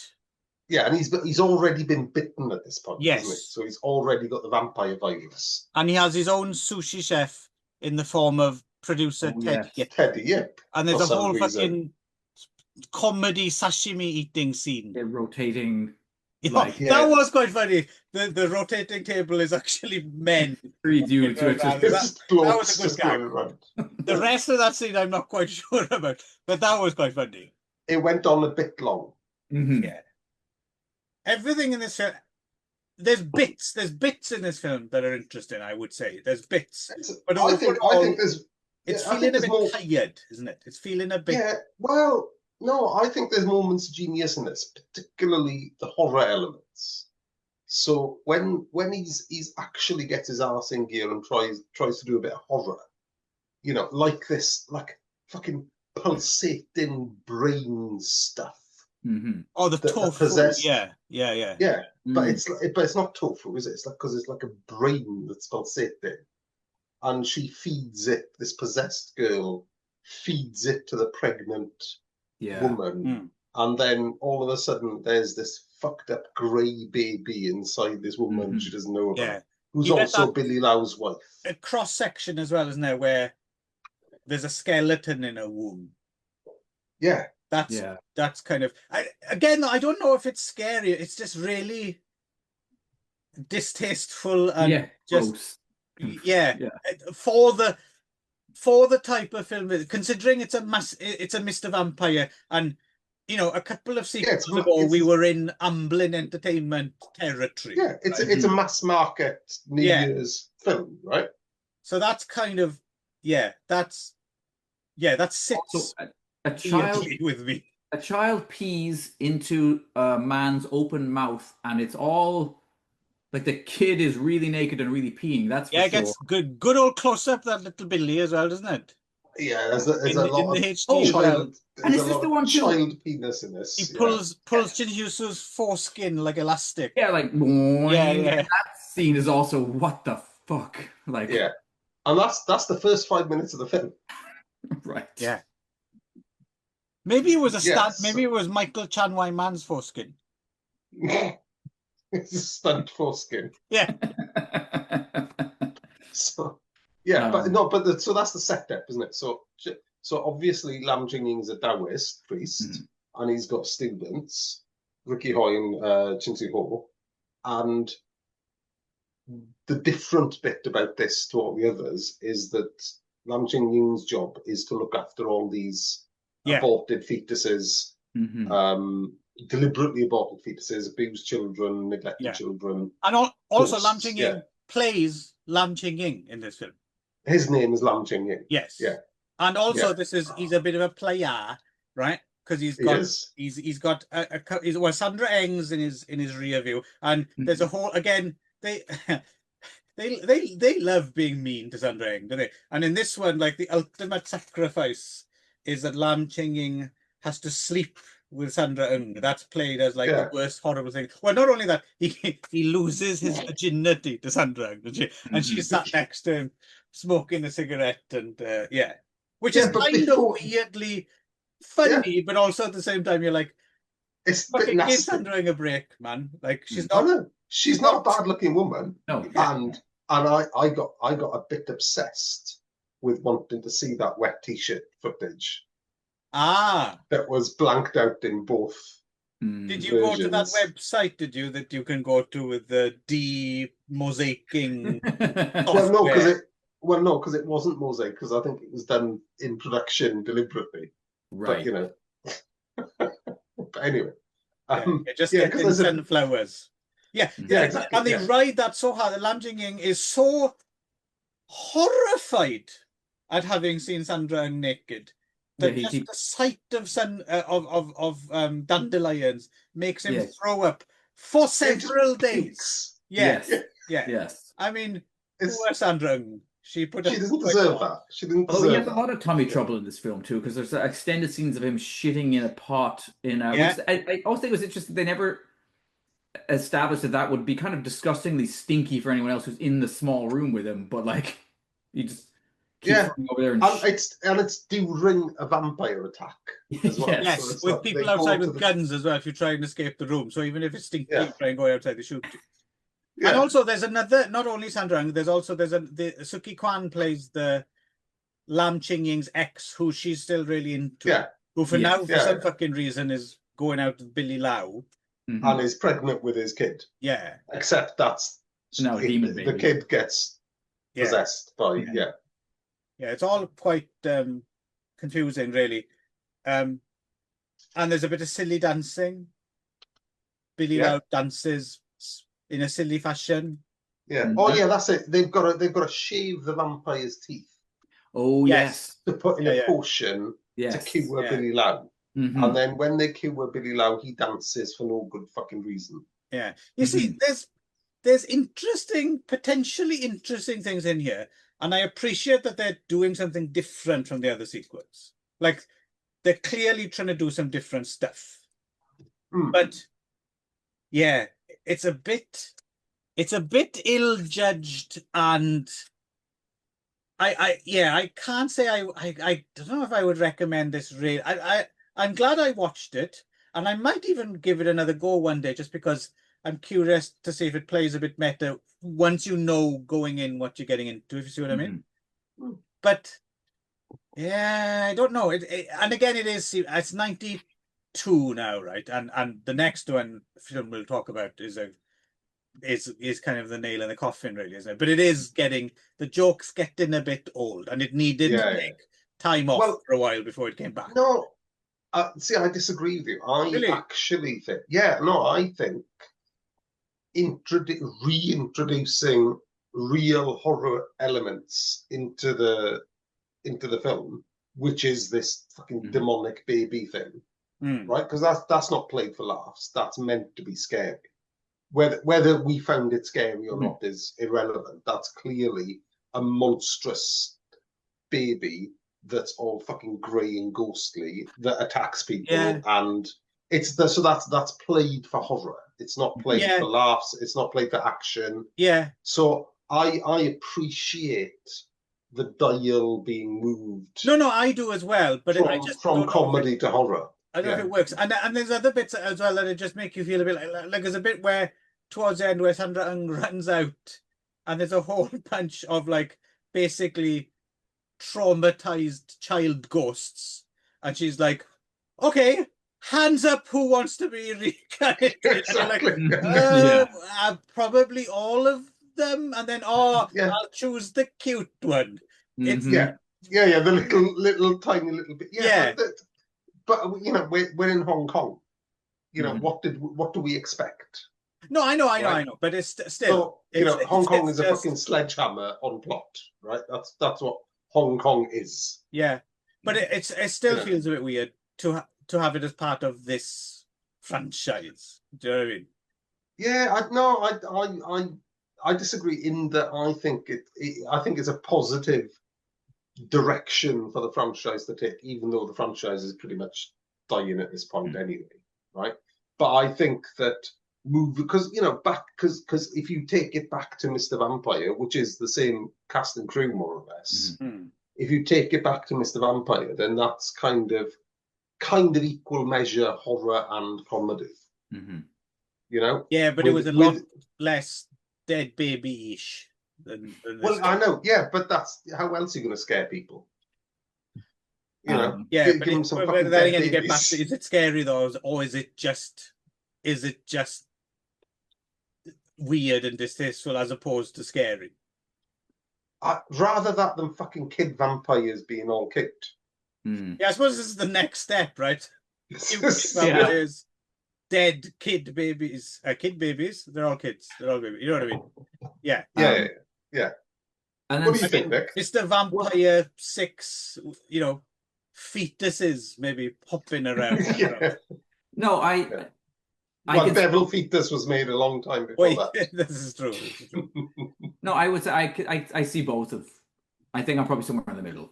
I also appreciated the horror trappings as I always do. But overall, it feels like a law of diminishing returns here, where things are getting a bit stale. I also think that we're missing Samo in in terms of like the choreography that he did earlier on in this, you know.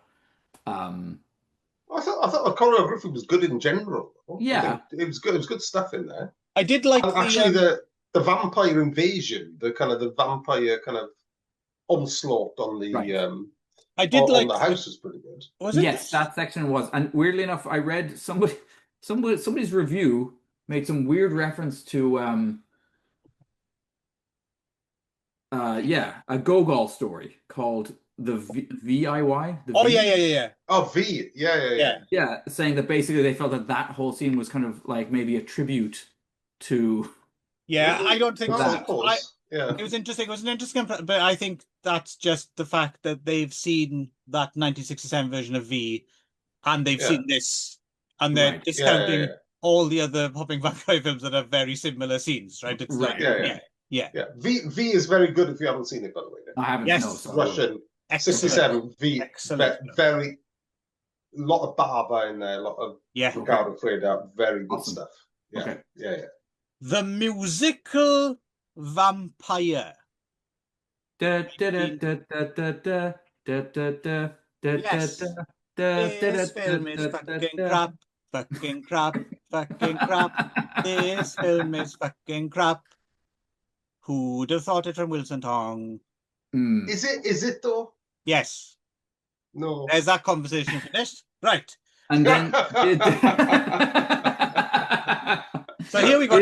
Wilson. Wilson has directed some other not very great films, but in this period particularly. Yeah, and plus take him away from old school kung fu. He's maybe not, although he's done quite a few spooky films. He's obviously into it, right? Yeah. Ghost busting, and you and me, Darren, before we talked Ghostly Bus, and yeah. So it's something he's into, but it's not really his forte.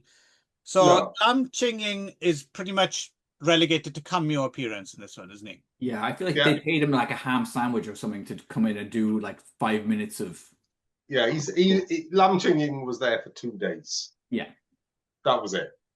And I wonder, have we ever seen the poster? How big is his face on the poster? Because that's annoying to me when a glorified cameo is put out as Well, so instead it's what William Castle would have done, and I'm behind that. Okay. Yeah, instead we get Stanley Fung and his bad table manners picking his. The entire film is just him like. Yeah. I enjoy Stanley Fung. Yeah. Stanley Fung, Lucky Stars. He's a lot of fun. He is. Yeah. A lot of this too. There we go. Yeah. But this dude Dixon Lee Gar-sing is just like, right, okay, who looks the most like Chin Soo-ho that we can get for £5 a day? And then Zhong Jim Jin is the other one, right? Yeah. They're the sidekicks. Yeah. One improvement though, Charlie Cho instead of Billy Lau. Yes. Thank you very much. I'm all right with that. Yeah. And Rachel Lee is not uneasy on the eye. Rachel, aka Loletta Lee, as she was once known. Yeah. Let us not forget the great James M. Crockett as Herbert. Yes, from Clash of the Ninjas fame. Yes. I mean, so this is so I like I like the plot of this film because it's Western scientist rocks up in Hong Kong, says, right, I'm going to nick a Jiangshi and I'm going to stuff it full of steroids and shit. Snake venom as well, isn't it? Yeah. And it's going to be completely invincible. And played by Wong Ji-kung, this vampire. Yes, yeah. And then it has to fight Lam Ching-ying, and Lam Ching-ying can't work out how to kill it. So he pretends to be another vampire, which is new, which is novelty. And then it goes on. Hang on. Didn't they dress up? They dressed up as hopping vampires in Ultimate Vampire, didn't they? No, Lam Ching-ying pretends to be another vampire. Yeah, that's what I'm saying. They did that in Ultimate. They did, but Oh, I true. don't Sorry, think, yeah. but I think it was his assistants who do it in that. I don't Yes, think Yeah. yeah, So yeah. seeing himself. Lam Ching-ying do it, Yeah, no, okay, is a fair. novelty. Yeah. And do they also do a little riff on the kind of like the mumble mouth mud kind of thing when he's talking to the? Yeah, he talks to the think so. dead, doesn't he? He doesn't put mud in his mouth, he just talks dead. Yeah. Yeah. I mean, yeah, it's not a good film. It's not a good film. However, I will die on the hill that the acupuncture lightning bolt full moon eclipse, That's all right, killing vampire business at the end is worthy of note. Yes. That's all right. But how many times did I have to hear London Bridge is falling down? Yeah, that's annoying. Yeah. That is annoying. The other bit I did like was the bit with Tybo. So Tybo's in it, because obviously Tybo's in it, because it's a fucking Wilson Tong film, right? Tybo's in it, and he's like this con artist, always trying to get an angle on something and make money. And then he invents these vampire helmet collar things. Yes. And because the flashbacks to Robo Vampire as soon as those things come out. Exactly. Good. Like, yeah. And then he convinces all the police to buy them. And then they don't work because the vampire's on steroids. He just bites through the collar and kills Tybo.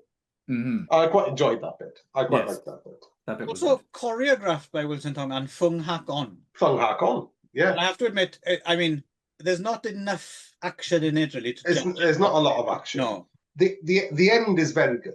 The ending's very, very good, I would say. But it's only at the very, very end, isn't it? No, I agree. Yeah, there's not a lot to write home about. Rachel Lee is very much doing Moon Lee from the first film as well, isn't she? Like, there's the whole thing in the shop where she's buying things and they rip off that, oh, I'm gonna possess your body and make you look foolish thing. There's all there's a lot of pick and mix stuff from earlier films. It's very generic. It's let's just go in the soup of hopping vampire films and just fish out whatever the fuck we fancy. And Loletta Lee, she'd already, I mean, at this point, many years before this, she'd already starred in the first Happy Ghost film. So, it's nowhere but up from there. Yeah.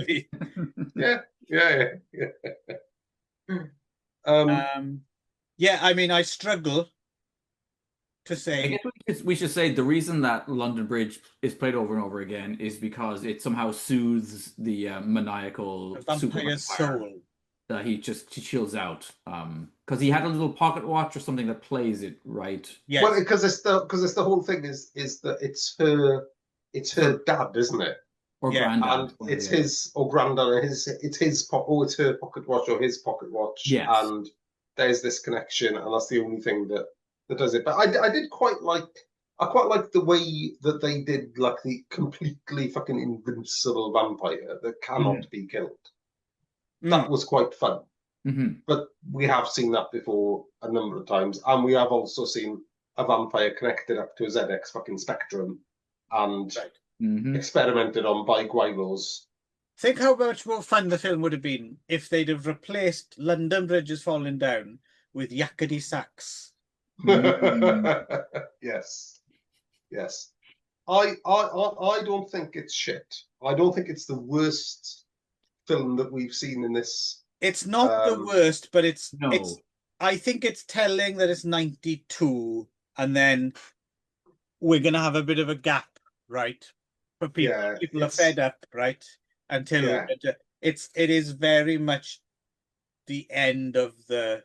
It's the last end of the cycle. Yeah. It's like, we need to stop doing this now. Enough is enough. Yeah. A lot like this show. Well, this show in itself has a shelf life, doesn't it?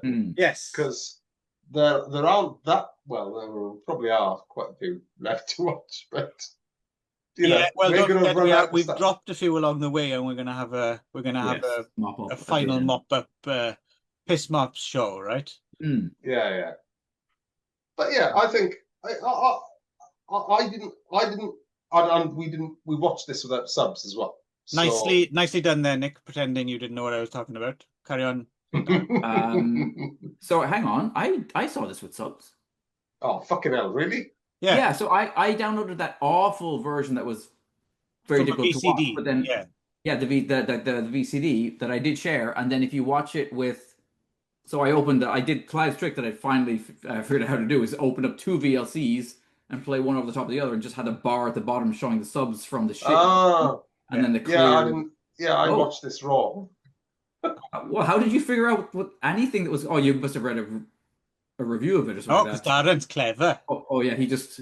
Or have you by osmosis, Darren? Have you learned to understand Chinese just by having watched so many films? I think I have become Jiangshi. I think we're all now pretty fluent in Cantonese. We're fluent. We're only fluent in Jiangshi adjacent dialogue. Okay. Yeah, I watched it raw. I didn't think there was subs for it. No, there are. Oh, what's Daisy? If you want to watch it again. No, not really. No. But I might watch the end again. We don't need subs for that. No, you don't. No, exactly. Yeah. No. I watched the end on a Jiangshi. So okay, here's a question. Right, okay. I literally saw the bulb going off. So you know vampire films, right? I've heard of them. I mean, we just watched 50 of the fucking things.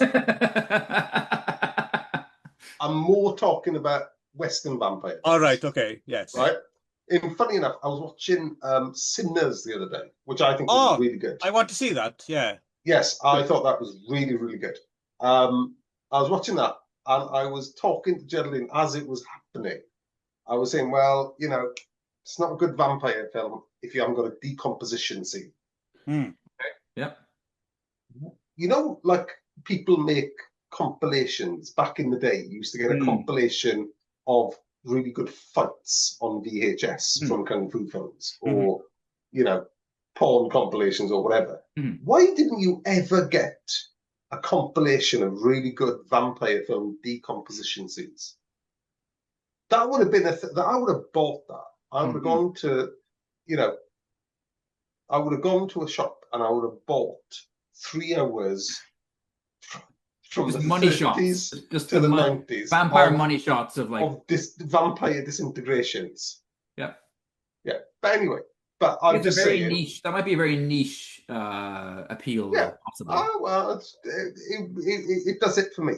But the point I'm making is if you were making a compilation of killing the Jiangshi compilation tape, if you're doing a mixtape of killing the Jiangshi at the end of the film, I think this would stand a chance of being in there.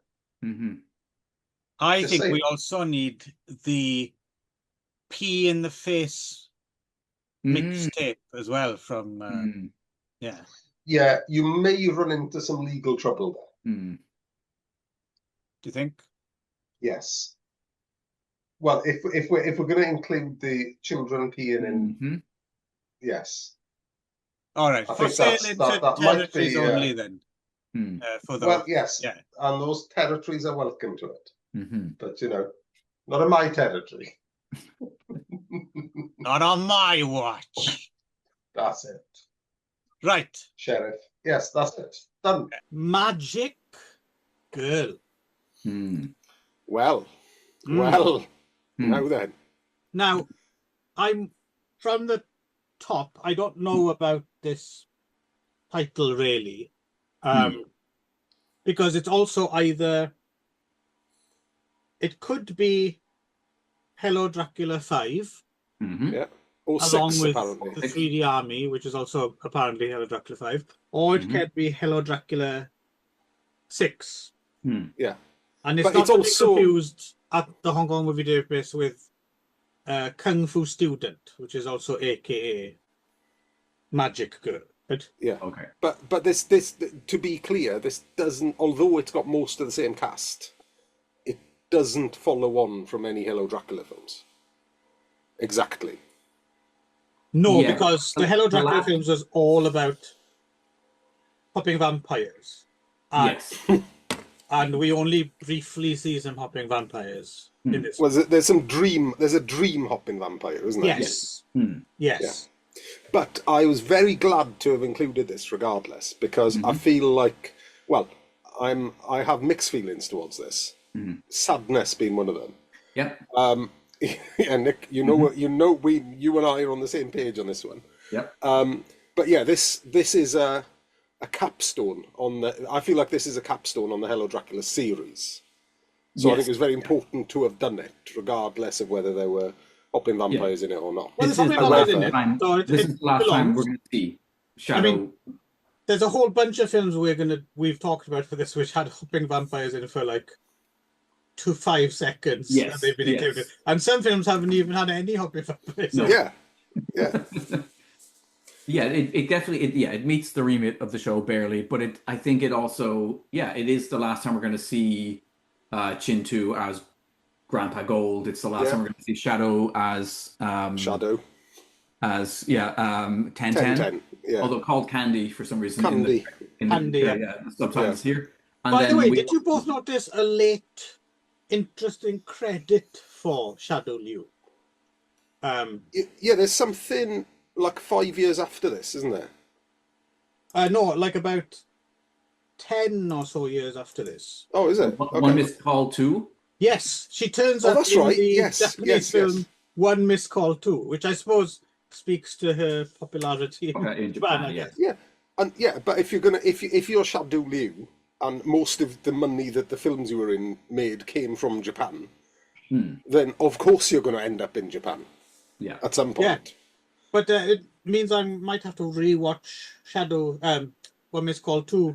Was something I never thought I'd do, but I might rewatch it again. I don't think I've seen it. I've seen One Missed Call, but right. no, I don't think I've. Yeah, no. Just to see what she does in it. Yeah. And then a lot of our supporting characters are gone, as you said, right? And it's nice to see Shadow back, because you may remember that she was gone and replaced with another actor for one of her sequels, right? Yeah.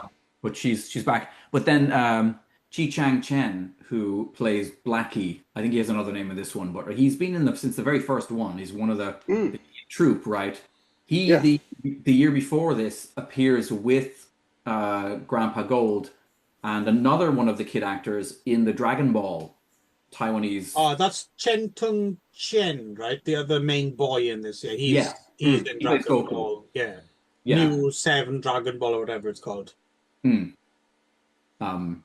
anyway, I don't know where I was going with that. Maybe it doesn't matter. Yeah. So anyway, should mention as well, we start with that dream sequence, which has the only hopping vampires in. It also weirdly has a bit of Evil Dead tree rip. Illusions. Although it doesn't quite go all the way. Thank God. It's clearly that's the reference, right? The visual. There's a lot of I think Sam Raimi DNA in this, and right down to the lifting of is it Batman 1989? Is that the score that most of this film seems to be? Is it? I hadn't clocked that. It's definitely Danny Elfman, and it's either that or it's Army of Darkness. Okay. Oh yeah, it could be Army of Darkness. Yeah. But yeah, which just adds to the whole. Yeah. All right. I was wondering what the music was, because you could, as soon as you hear it, you're like, oh, this is from something else. I don't know what. Yeah. But it's from something else. When it's not the Halloween music. Yeah. It's both Halloween. I think it's Halloween, and I suspect it's Batman. Yeah. And there's also there's a riff. I don't know if it's like a obscure refrain from one of the soundtracks, or them almost copying the Pink Panther theme exactly. Yes, I know, and it goes or something like that. Oh, it's not quite. Yeah. Just be a B-side or something from there. That was giving me blue balls, though. But I think finishing the song properly. Yeah. But I think the important thing to say about this and the DNA of this particular film is that although there aren't any hopping vampires in it, really, this is still a Hello Dracula film. Totally. Yes. This is the last Hello Dracula film.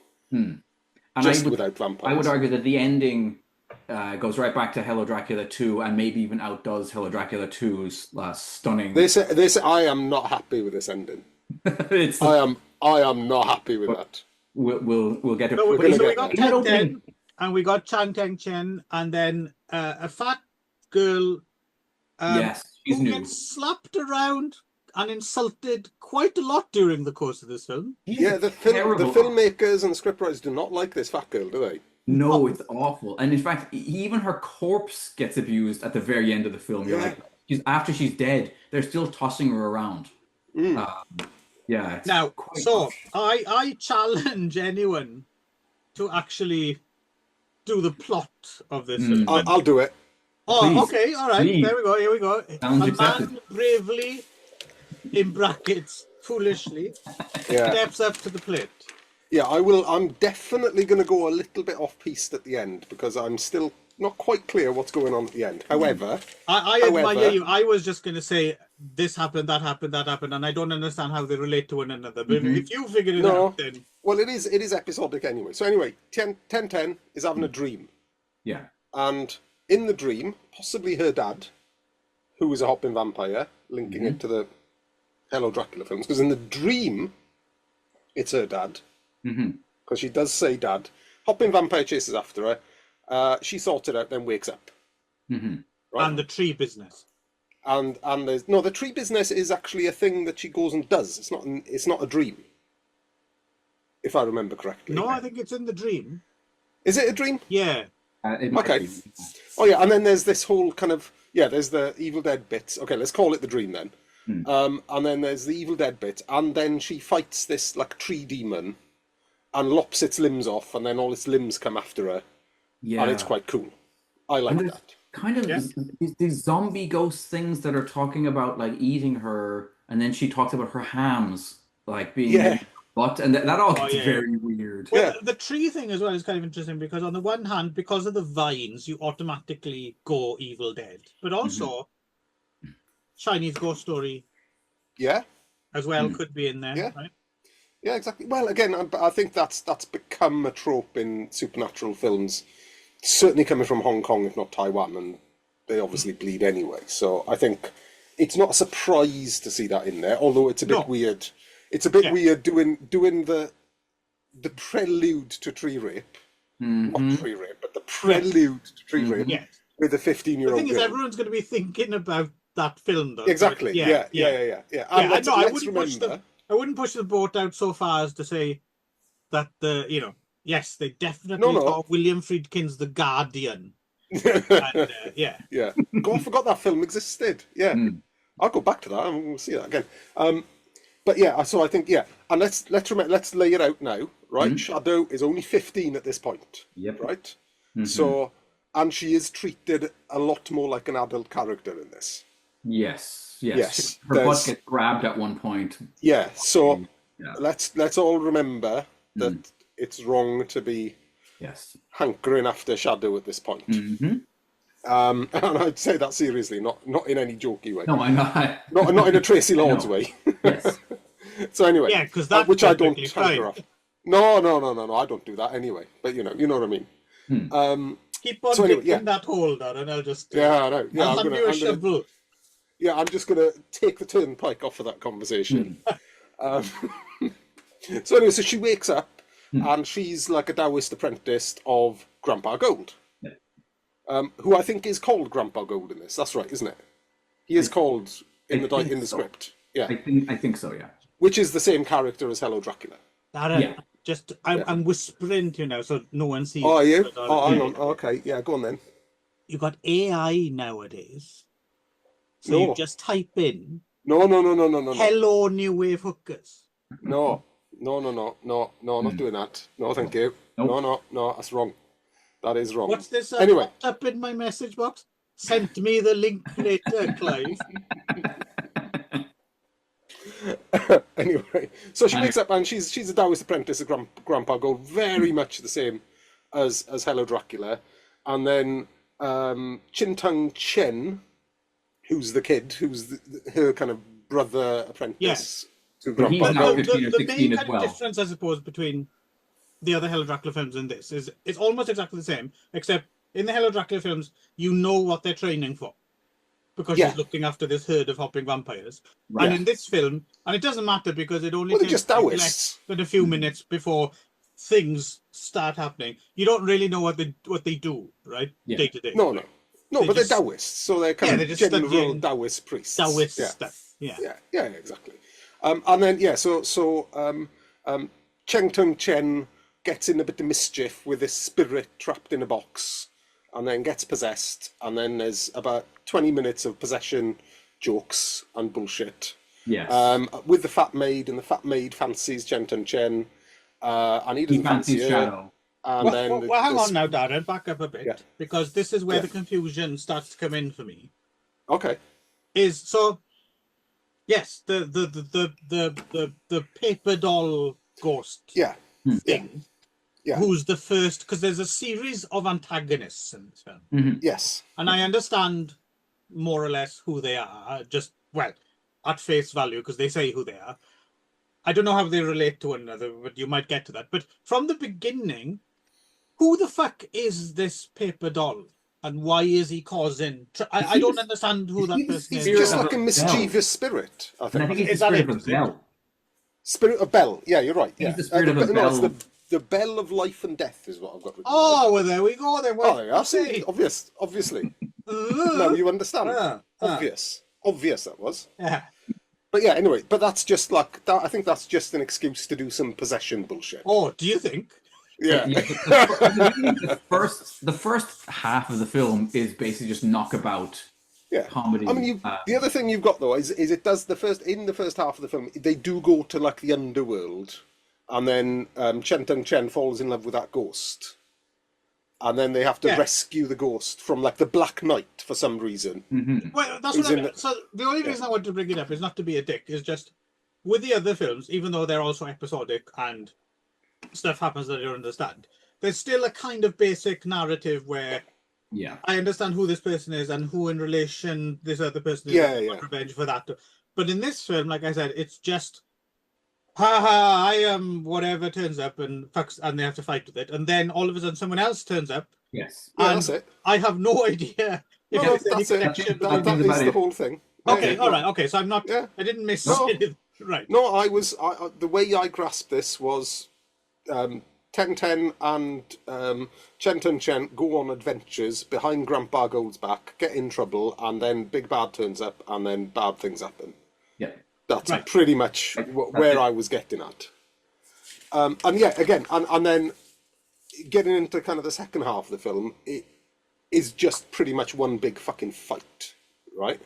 Yes, an episodic fight, because. And I think, and it's been a while since I watched this now, but I'm fairly sure it's Lucifer Lee turns up. Yes. And he is Grandpa Gold's, Taoist brother. Yes. Who is evil. Well, I tell you who he is. He is Jomoro. Jomoro, yeah. And he also is the action choreographer. Yes. Which makes the action is excellent. Is fucking great. Yeah. Oh yeah. I mean it's in the spirit of Hello Dracula. So if you're saying Hello Dracula, I think excellent, top-notch action should be assumed. But it's worth because the more I see of him, the more I realise how much Li Haishang or Lucifer Lee is quite the unsung little Well, funny enough, Alexander Lowe and Lu Feng, I think, in Taiwan, because everyone keeps on talking about Robert Tai, and we love Robert Tai. Yeah. But I think Robert Tai is in kind of a quartet. Because they all look the same, right? Maybe Robert Tai taught a lot of them, right? But this signature Taiwan, especially supernatural choreography, they only come from those four people. Don't they? And they all kind of look the same. But anyway. And then, so all of a sudden... Lucifer Lee is sending all sorts of spirits and shit after. Yeah, well, the King of Ghosts is the one in the suit of armor, right? And we also get some of those cool skull-faced skeleton masks. Yeah, and the four winds. There's four winds there that they have to fight. Tough women of the evil world. Yeah, those witches they're I'd like amazing. to see more of them. Yeah. And not about too long before John Morrow turns up. Yeah. They have umbrellas with like blades that come out of them, which is quite cool. Yeah. Not quite sure what that turtle is doing. Oh, No. Yeah. But then, but it's just, we're just into extreme Taiwan madness at this point, right? Yeah. And that's all you need to know. And that's why you want to watch this, right? We're into extreme Taiwan Kung Fu laser beam madness, right? And it all culminates in Grandpa Gold and, to a lesser extent, Shadow, throwing down against Lucifer Lee and his minions. And spoilers... Yeah, we should. Lucifer Lee fucking wins. Well, I mean, one by one, all of one by one. So it's quite amazing because the film is so silly in parts, right? I mean, again, it's the tonal whiplash thing, which I always appreciate about Taiwan, is we have this almost like sub Full House kind of like comedy, sitcom-y stuff, and then slowly they just start killing all of our main characters one by one, like beginning with the chubby girl, right, who's been basically treated to be honest, she's probably glad to be dead. Well, I mean, she didn't have much of a life, did she? Really? No. But she dies attempting to save Blackie, right? Yeah. And quite something. She's like, at one point she jumps on him, and then she gets stabbed in the back or whatever, and she's like bleeding out of her mouth onto his face. Yeah. Right. And then... Yeah, it's not fucking about, this film.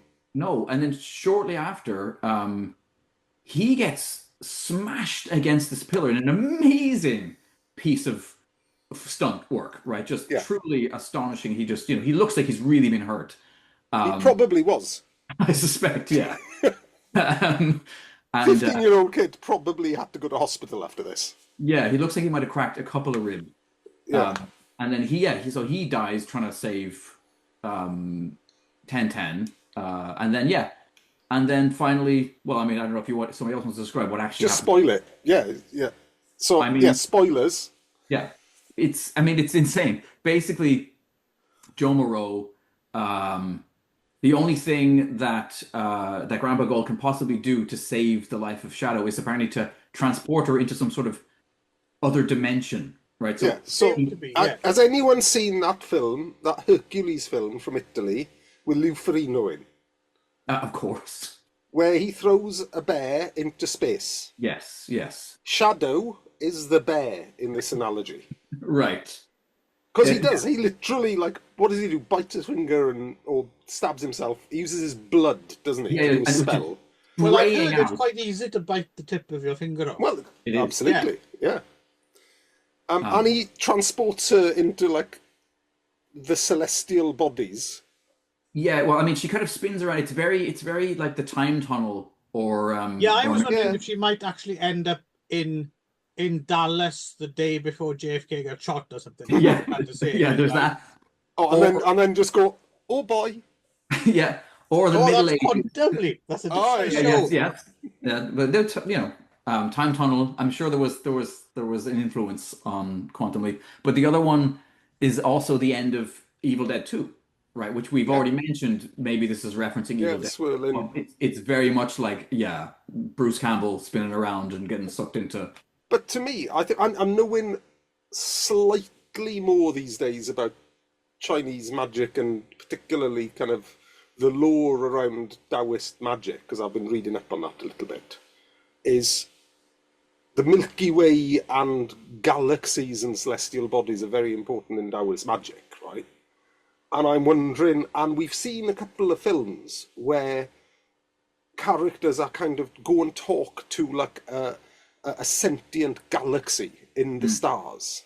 And that's kind of the vibe I was getting off of this, is that she's actually been sent to literally to outer space to be protected by some sentient god galaxy thing. But while this is happening, blood is pouring from the top of the screen down over 1010 as she screams over and over again, "Grandpa, don't leave me, don't leave me, don't die," as the blood curtain just like eliminates. It's amazing. And then I'm just in case. I'm just in case you weren't 100% sure Grandpa Gold is actually dead. Lucifer Lee just fucking sets fire to him. Yeah. Yeah. And then the entire building. Yeah. The end. Done. And then there's a cool like pop song that plays over the credits. Yeah. While the and whole that's it. flames. And that's the end of the. It's a hell of a film, isn't it? And it's it's a hell of a series. I mean, this is the last episode. This is the last time we'll ever see Shadow. That we're Yeah. She's still I very would say much people, if it is part of the series, loyal viewers will be rewarded for sticking through some of the more water treading episodes by this kind of. But you know what? Even still, I think if it's got "Hello Dracula" written on it, it's nothing like a water treading Mr. Vampire. Actually, no, not so this if you one. compare the quality, no. Yeah. I mean, no, I'm talking. No, about I would say that there isn't. There probably isn't a bad Hello Dracula film. No, there's always something interesting, and there's always plenty of madness. But there are definitely better ones. Oh, there are lots. Yeah. And this is one of the better ones. Yeah, yes. I would say maybe Even number though 2, and this would be the 2 high water marks of the whole series. Yeah. Even if I don't actually know what the story is. What the hell's happening? No. Yeah, but you don't need that. But that's the whole point of Taiwan Madness, right? You don't need to know the specifics of why there's a green vampire chasing someone, and why there's a ghost possessing. You don't need to know any of that. You just need to sit back and let it flow over you, right? And I think that's the case for most of this series. I think the great lost opportunity is that at this point it could have been spun back to TV again, the way that they spun it to Japanese TV before. But now as teenagers, it could have been a really good. And because I'm thinking Buffy the Vampire Slayer is probably roughly contemporaneous with this, like the TV version in the States. You could have made. Is it? No, I don't think so. Is it not? I mean, this is 90. The 92. film is about the same time, 92. Yeah, I think we're in the mid to late 90s with Buffy. Yeah. I think. Okay, Yeah. well, there we go. They could have gotten ahead of it then, because a teenage Shadow and like a teenage gang, and then Grandpa Gold as the Giles character. I think it could have worked quite well. Monster of the Week, and again, because the fighting is so well done. Yeah, I would have been quite happy to have had another 6-episode TV series. Yeah. But I do think as well that there is the although this still does feel final, right? Certainly for Grandpa Gold. Mm-hmm. I do feel that this was made still with an anticipation of a sequel. Right. How do we get Shadow back, sort of thing. You can kind of imagine that. Oh well, Shadow's trapped in the stars. How do we get her back? Or if we're going to do the write a spec script. Where's Shadow now? Like her army of darkness. Yeah. We need to write a spec script, clearly. And Shadow is on Facebook. We need to get it to her and find the funding. Sorry, Nick. As you know, I only get paid millions of dollars in advance to write my script. This is true. So for those of you who maybe weren't that keen on Mr. Vampire and think that Repossessed with Leslie Nielsen is a better film, then we might have just the film for you. Mm-hmm. Exorcist Master. This film would be a lot worse if it didn't get completely fucking batshit at the end. Yes, it's a bit of a long trek, this one. Oddly enough, I don't remember it being. I remember quite liking it back in the day, but maybe I'd been drinking or something. I'd never seen this one before. Yeah, 93 from Taiwan, directed by Wu Ma, who made the Chinese Ghostbuster with Lam Ching-ying kind of around about the same time, I think. And this opens with a Catholic church, I guess, and a cross on the top of this church lands on a priest. A foreign priest kills him. And there's a child who's born to an ambassador who's actually the Antichrist. Mm-hmm. Not really, but they did nick that bit from Omen. Right. Yes. It's very Omen. And that actor who plays later on he ends up coming back as a vampire, right? Yeah, we don't know who that is, do we? I don't think. Yeah, he's not listed anywhere. But apparently he's also in Vampire Doctor. Is that what it's called? there's like a Hong Kong film made in England, and he's in that as well. Hang on. Okay. I do not know of this. I'm write writing that this down. down. But it's not. But it's not hopping. I actually looked it up to make sure it wasn't. But it's not hopping vampires. It is Western vampires. But Hong Kong film.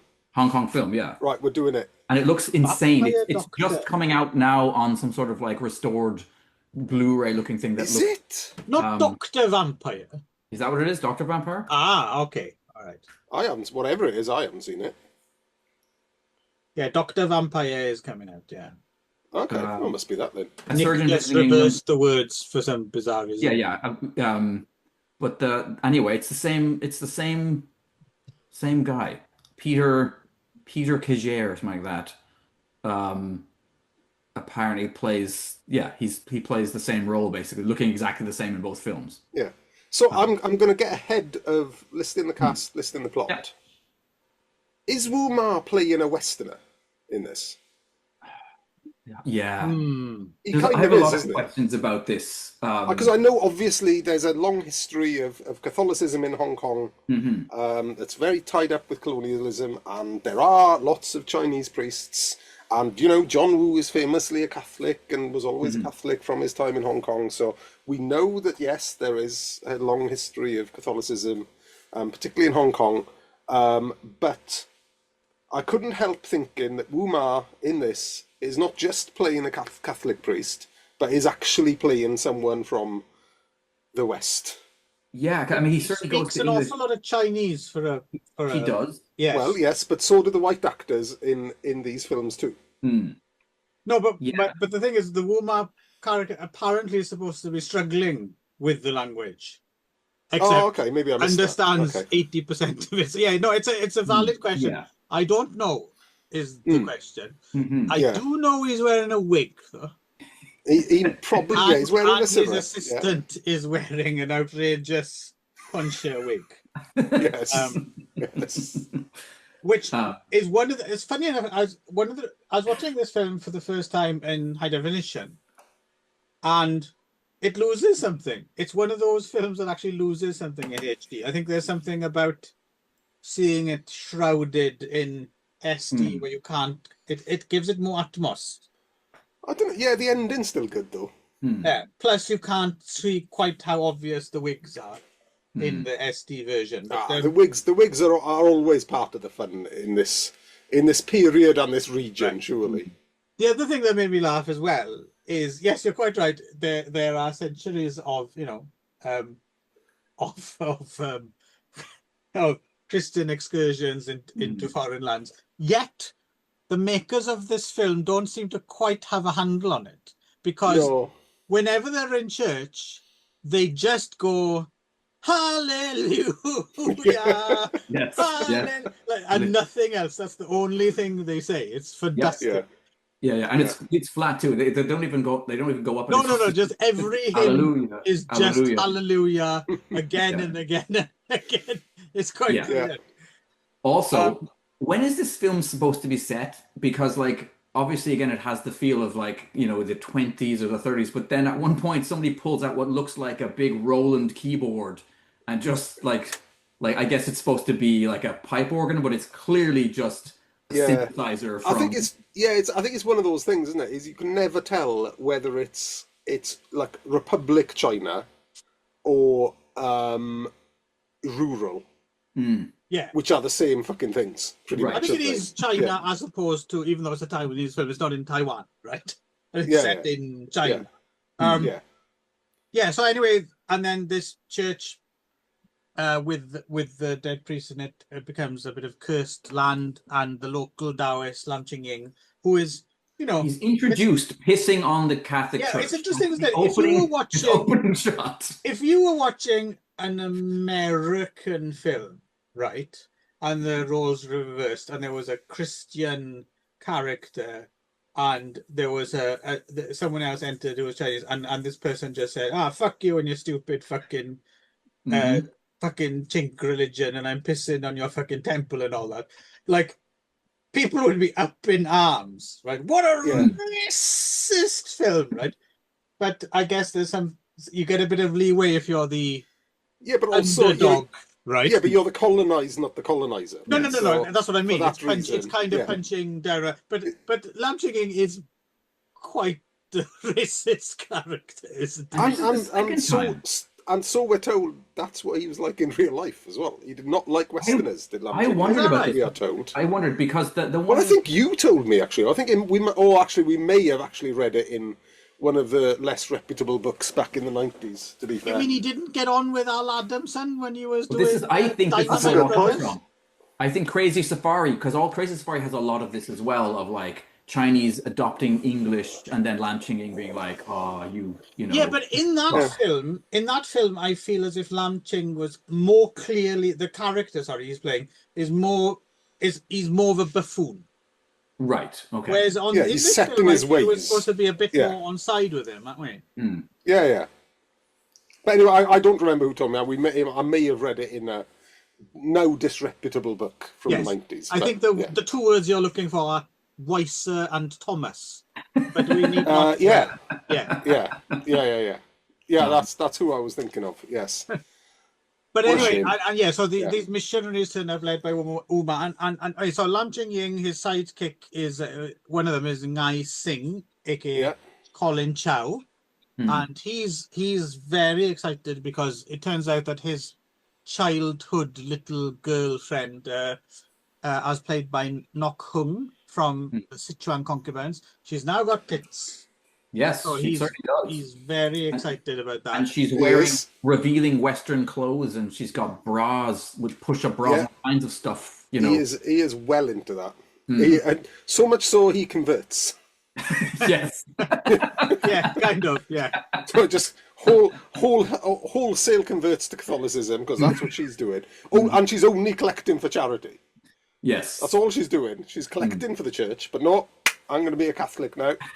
So I can get me some fine punani. Mm-hmm. So they want to reopen this church, much to Lam Ching-ying's chagrin, and of course it's not a good idea because the Western Peter, whatever his name is, vampire returns, only to be defeated by light up in the dark crucifix and swords. Yes. That was good though. That was good. I like that. I like that. But and the sword also is even more crossover because the sword is actually sprinkled with like Catholic holy water and some powder. What's that powder? And the crucifix has like a yellow talisman attached to it, so it's real. They really are mashing up. But they also put some like powder on it as well, didn't they? They put like salt kind of stuff. What's that? What was that? Don't know. I don't know what that is. Taoist. But Taoist fairy dust is what that is. The reason they have to do this. Fish and chips. Yes. I think but the reason they have to do this is, I think it's important, is because this vampire priest who's come back, at one point early on in the battle, he's shown a crucifix and he backs off, and then he switches modes. He has two modes. He switches to hopping vampire mode and then starts jumping up and down, and then the crucifix doesn't work. And then they have to go at him with Taoist magic, and he just keeps switching back and forward from Western Qianxi. And right at the end, he seems to use the big crucifix, the massive, 10-foot crucifix they have in the church, as a vehicle that's all lit up neon to fly around on, like it's a fucking hang glider. Yeah, like Vampire Christ, basically. He flies around on this thing, Yeah, and you know what? I'm amazed it took them this long to think of that. Not the flying around on the cross, but the you've got the wrong vampire idea joke of Dance of the Vampires, Fearless Vampire Killers, to put that in a Hong Kong or Taiwanese hopping vampire film. Well, if you got bitten by too excited, viewers, before all that, you do have to watch Lam Ching-ying in drag. No, that's a bonus. No, we like. Well, no, what I was going to say is the thing with Lam Ching-ying in drag is they're going for that's hilarious. But the thing is, it's not, because if I'm remembering correctly, didn't Lam Ching-ying play all the girl characters? Yeah, that's his speciality. Yeah, because he's small, and so it's not funny, but neither is it anything else. So it's just no. But I liked it because it's Lam Ching-ying going back to Prodigal Son, for example, where he does that. Yeah, but it's which very is a reflection of what he was doing. You get all these close-ups, and he's supposed to be on teeny tiny feet, isn't he? There are these close-ups on his little, like, mashed-up feet that he keeps falling over. But in long shot, he's got huge feet. Or, normal size. It's weird. It's like they didn't contend with the long shot at all. And it's very, it's not like me nitpicking. Like, it's very, like, no. front and center. Yeah. But he does get to run across the top of the pews, though, in the Catholic Church, which I quite liked. Yeah. But I think you're right, though, Clive. I think that to get to the cool lightsaber, crucifix, neon vehicle switching modes from Western to Eastern Vampire, there's a lot of lame-ass comedy and banter between Wu Ma and Lam Ching Ying. Yeah. Yeah. And they're talented actors, and they're good at banter. To be fair, they're good at banter. They're good at what they do. But as with most Wu Ma films, there's a bit too much fucking lame banter in it. Yeah. We get the Hellraiser score, which is okay. Cool. That's one of the needle drops in this one. And you're good at picking out that stuff. Yeah, well done. I mean, we're assuming he's right. I mean, you might be wrong. I know. I'm 100% sure. I checked. But no, it's. I don't think we need to dwell. No. Wu Ko-ren, one of the cinematographers. Yeah. And choreography by Siu Tak-fu and Sammo Hung's group. Yeah. Most of the actual Jiangshi in this, though, are not real. They are dudes pretending to be Jiangshi, and it's another one of these. We forgot about because they're actors, Nick. Yeah, that's true. Yeah, they had a hard time finding actual Jiangshi, I guess, in the early. Yeah. I think, but what you have to understand is Jiangshi aren't probably real at all, and these are actors in costumes playing them. Okay. Tits are real. The tits are definitely real. Yeah.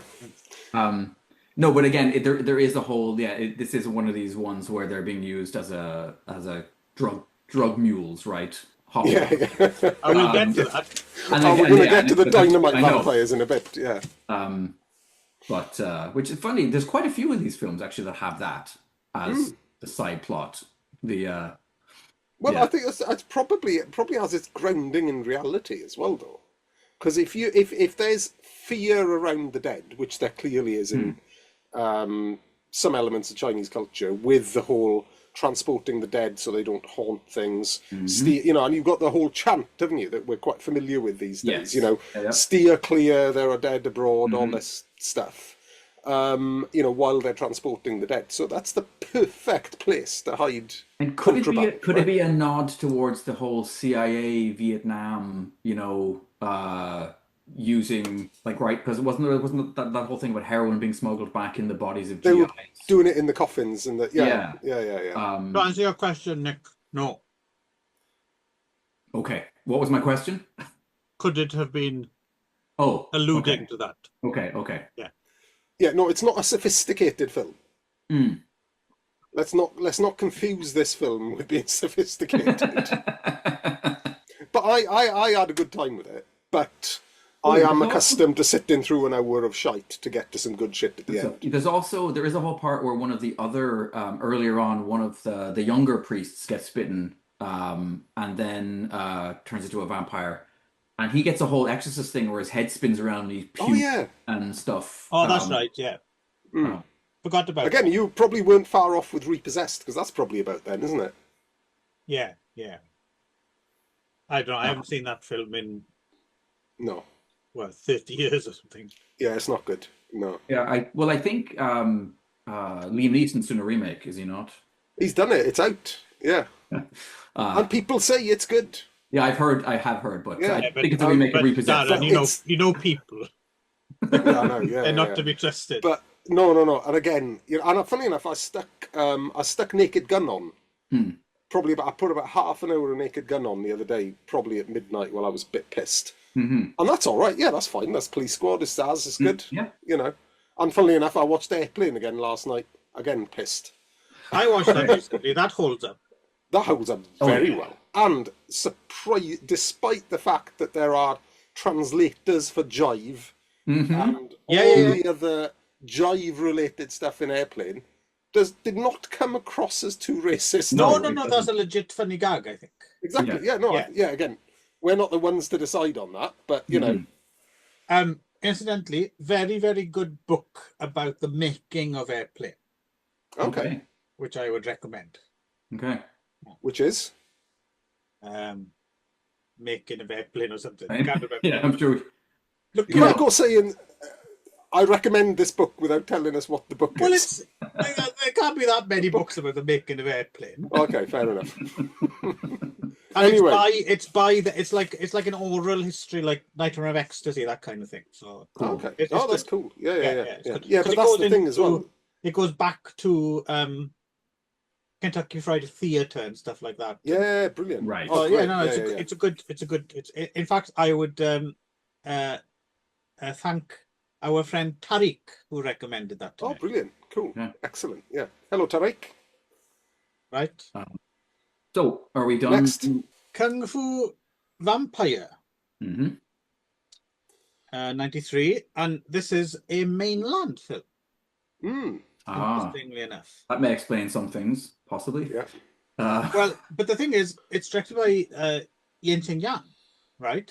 So, the same time he's doing this, I'm assuming he's back in Hong Kong helping to choreograph, like, Jet Li and Donnie Yen films, right? Yeah. But then finds time to go over to mainland China to make... Yeah, and it doesn't look like a quickie, this one, really. There's a lot of special effects and...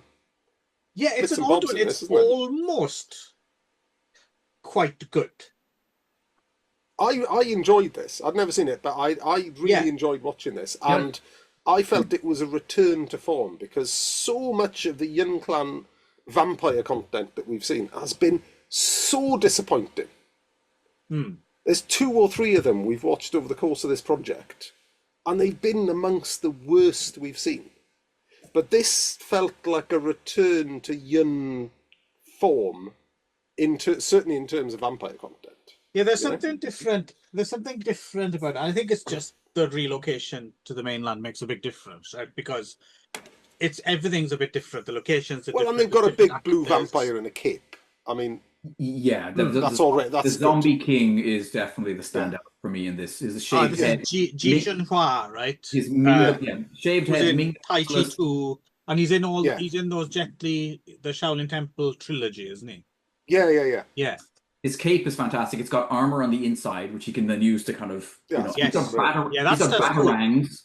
It's a shame there isn't a bit more action. Again, it's Yang again, because when it does go that direction, it's top notch, isn't it? It's good stuff. It's good, but it could be better. I've seen him do a lot better. Because I mean, considering he's out of his element, he's in another country and everything, and he doesn't have his usual group around him. I'm guessing. No, that's fair. That's fair. Yeah. I tell you what, this film gave me vibes of a little bit as well. The whole setup of so we start with the quite lovely Lok Wai. And her incredibly annoying, not real boyfriend, Chun Yu Shan Shan.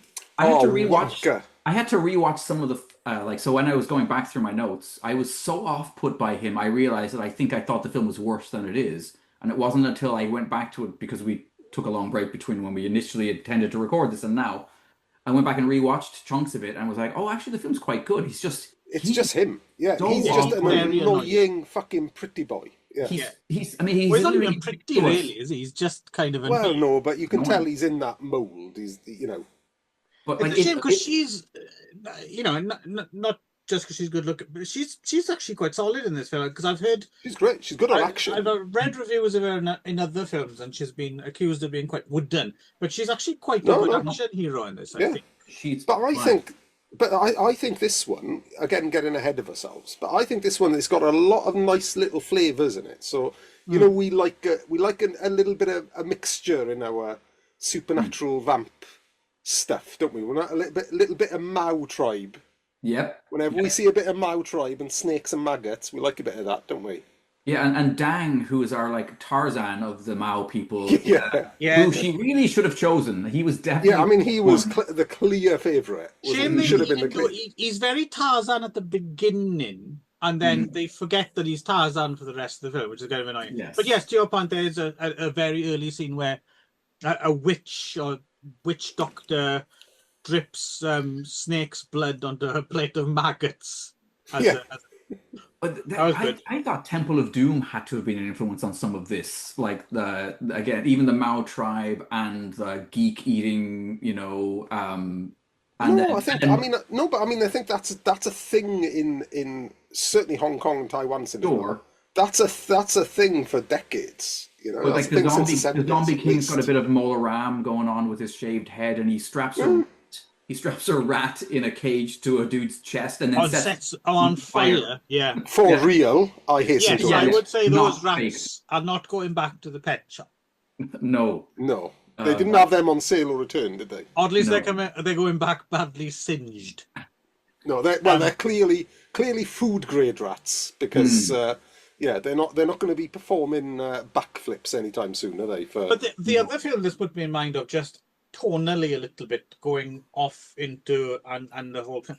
There's a little bit of "we're gonna eat you" about it as well. Yes. Yeah, absolutely. Yeah. Because it's that whole isolated tribe thing, isn't it? It's exactly. Because they come across this isolated. I can't even remember why they're travelling that direction. It's because her father died, and she's going to pick up the body. Oh, that's it. Yes. The corpse got stolen, didn't it? Yeah, and the corpse gets stolen, doesn't it? That's it. So the hopping vampires in this film are quite interesting as well because they're very non-threatening in and of themselves. It's just that they're being controlled.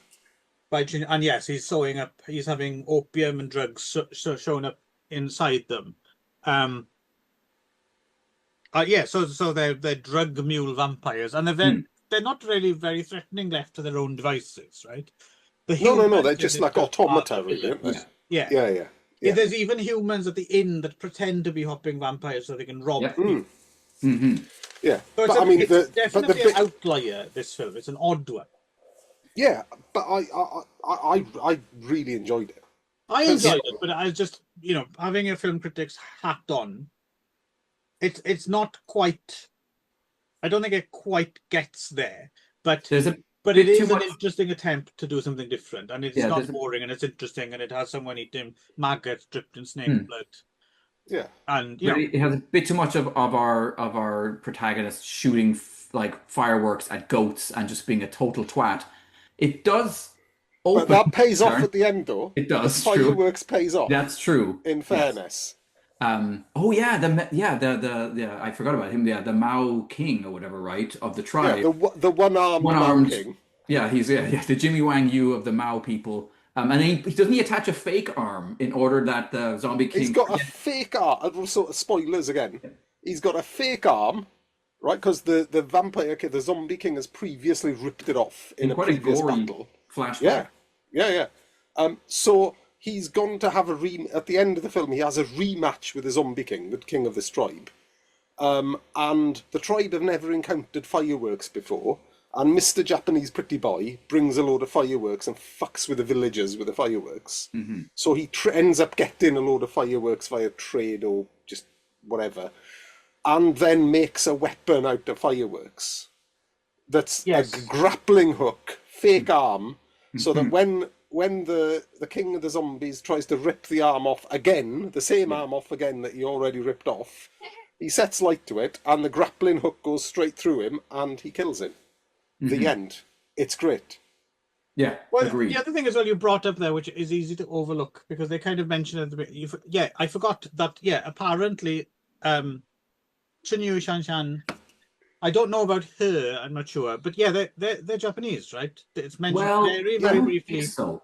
I think they're going to medical college in Japan. Yeah, so she's not Japanese. Yeah, she's not Japanese, but he is. Yeah, I thought they were both Han Chinese, but they both act totally ethnically Chinese, right? There's no. Oh, okay. Yeah. No. They're fish out of water, aren't they? Yeah. But they are. But that's more because they're in a Mao kind of mountainous area of China, because they've been living in Japan for some years, so they're doubly outsiders.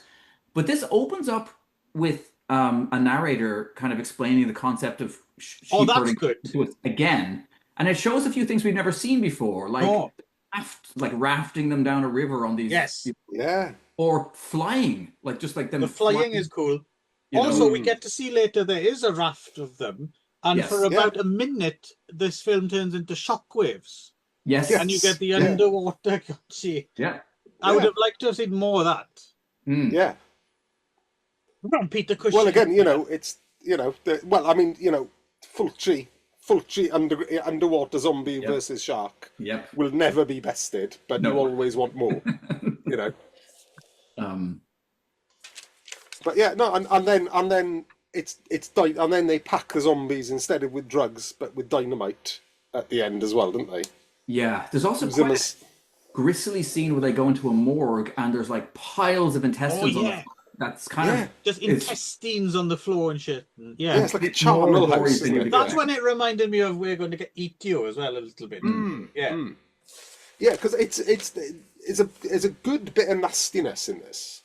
It's an odd one. It's definitely a weird one. I'd like to know more, because obviously it's canon Yen Clan, right? So therefore it should have, but you don't really hear much about this film, really. I don't know if it's because it's a Well, I think it's because it's Yun Yang. Generic title as well, right? In a way. Yeah. Vampire. Like, did I see that? Did I not see that? I can't remember. Yeah, but also it's Yin Chen Yan, and he's always seen as the inferior brother for no good fucking reason. I hasten to add. Because he seems to be the force behind all the mad shit that comes out of Miracle Fighters, and that is, forwarded by Miracle Fighters, and also, getting on my soapbox, the best expression... Brother Darren, preach. Yeah, I will, I am. The best, and I'm dying on this hill, and I know at least you, Clive, are going to disagree with me, the best expression of Hong Kong or Hong Kong, Taiwan fight choreography in the West, right, is the Charlie's Angels films, which Yin Chen Yang choreographed. Oh, I've actually never seen them, so I can't do it. I've got a great fondness for the Charlie's Angels films. Okay. I know. However, viewed as fight choreography alone, right? They are the best expression of Hong Kong action into Western cinema, and I put them above The Matrix for that. Okay. Mic drop. Okay. Yeah. The views expressed by Darren do not reflect The only thing I remember about the Charlie's Angels films is Crispin Glover turns up in one of them. Weird. Yeah, that's good. Yeah. And there's that bit where John Cleese turns up.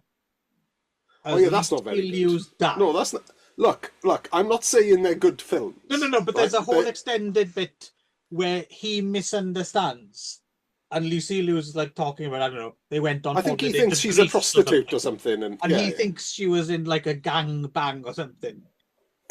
And John Cleese looks very confused. And no, that was one of the positives.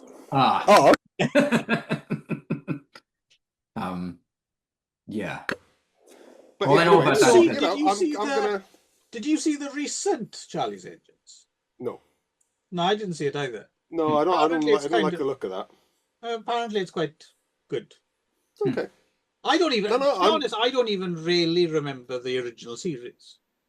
No, it was on. I remember it being on, and I remember the novelty was always Charlie speaks out of the box and then sends them on missions. That's the only real feature that I remember from the original Charlie's Angels. I think, Darren, something we can agree on as the Olive branch is that, and we'll get to this when in Shaw's Scope, Deadly Angels is the best of the Charlie's Angels. No problem. No problem. Which edited. Maybe. Yeah. Or Ghost Bride. Yeah. Okay, that makes... Actually, Ghost Groom would make more sense, because the bride is actually a living person in this, but anyway. So, 92, Taiwan. Wouldn't you know it? Directed by Mark Long. Who's in it? He may have had a cameo, but we wouldn't have spotted him. No, I did actually notice him in this. One of only 3 films he directed. He also directed something called last of 3 films he directed something called Open Hand Killer in 1988, and then something we don't have an English title for, Yu Ling Shan Zhang in 89. I thought he directed one of the Ninja Kids films. No, I'm wrong. I'm obviously wrong. Well, I don't know, but the latter one, the Yu Ling Shan Zhang thing, sounded interesting. It sounded also a bit ghosty, vampire-y. I tried running a search for the Chinese title to see if I could find a video, but no.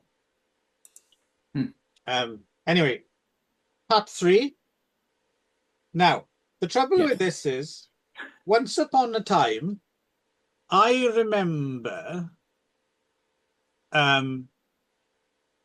finding out about this film under the title Witch Edited, and having explained that the reason it was called that is because it was a compromised version of an earlier film. And also, I noticed some of the reviews on the Hong Kong Movie Database made quite a big deal about how explicit the sex scenes were in this film. And I didn't feel so. No. However, I'm aware that I'm a very, very jaded, filthy man. So, what did you think? Did you think it was particularly explicit, or...?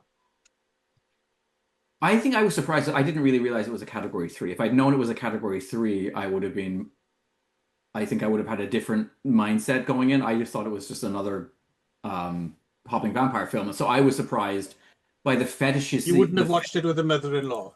No, yeah, but exactly. I probably shouldn't have done that. Like, particularly the fact that a lot of the sex seemed to be kind of not so vanilla, right? There was kind of a fetish-y element to it. Yeah.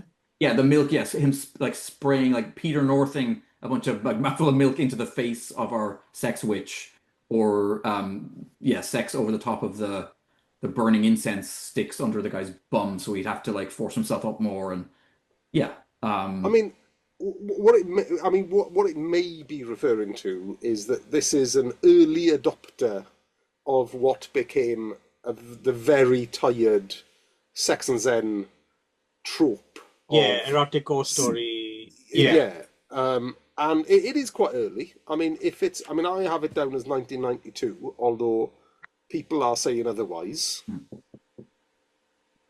It is about 92 and it was released later, is what we're saying, isn't it? Yeah. So it's a fairly early adopter.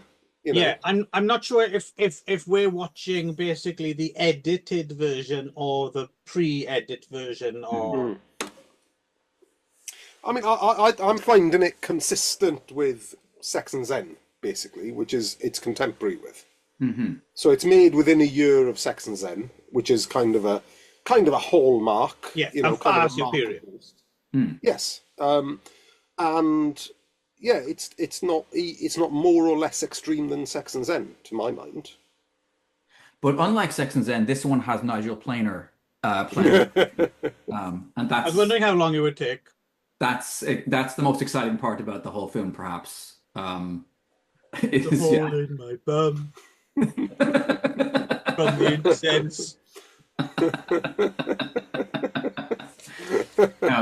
Because he plays a lazy corpse herder at the beginning who does a bunch of tricks. We may have seen some of these before, like putting a scroll in a frog's mouth and then having the frog do the. That was quite good. I like that. I like that. Yeah. And he also so kind of a wind-up gramophone, because he can't be bothered to actually shout the like "get out of the way." Well, what was quite funny was he's this corpse herder. He puts a little charm in a toad's mouth and then puts a leash around it and sets up on front of the hopping wagon.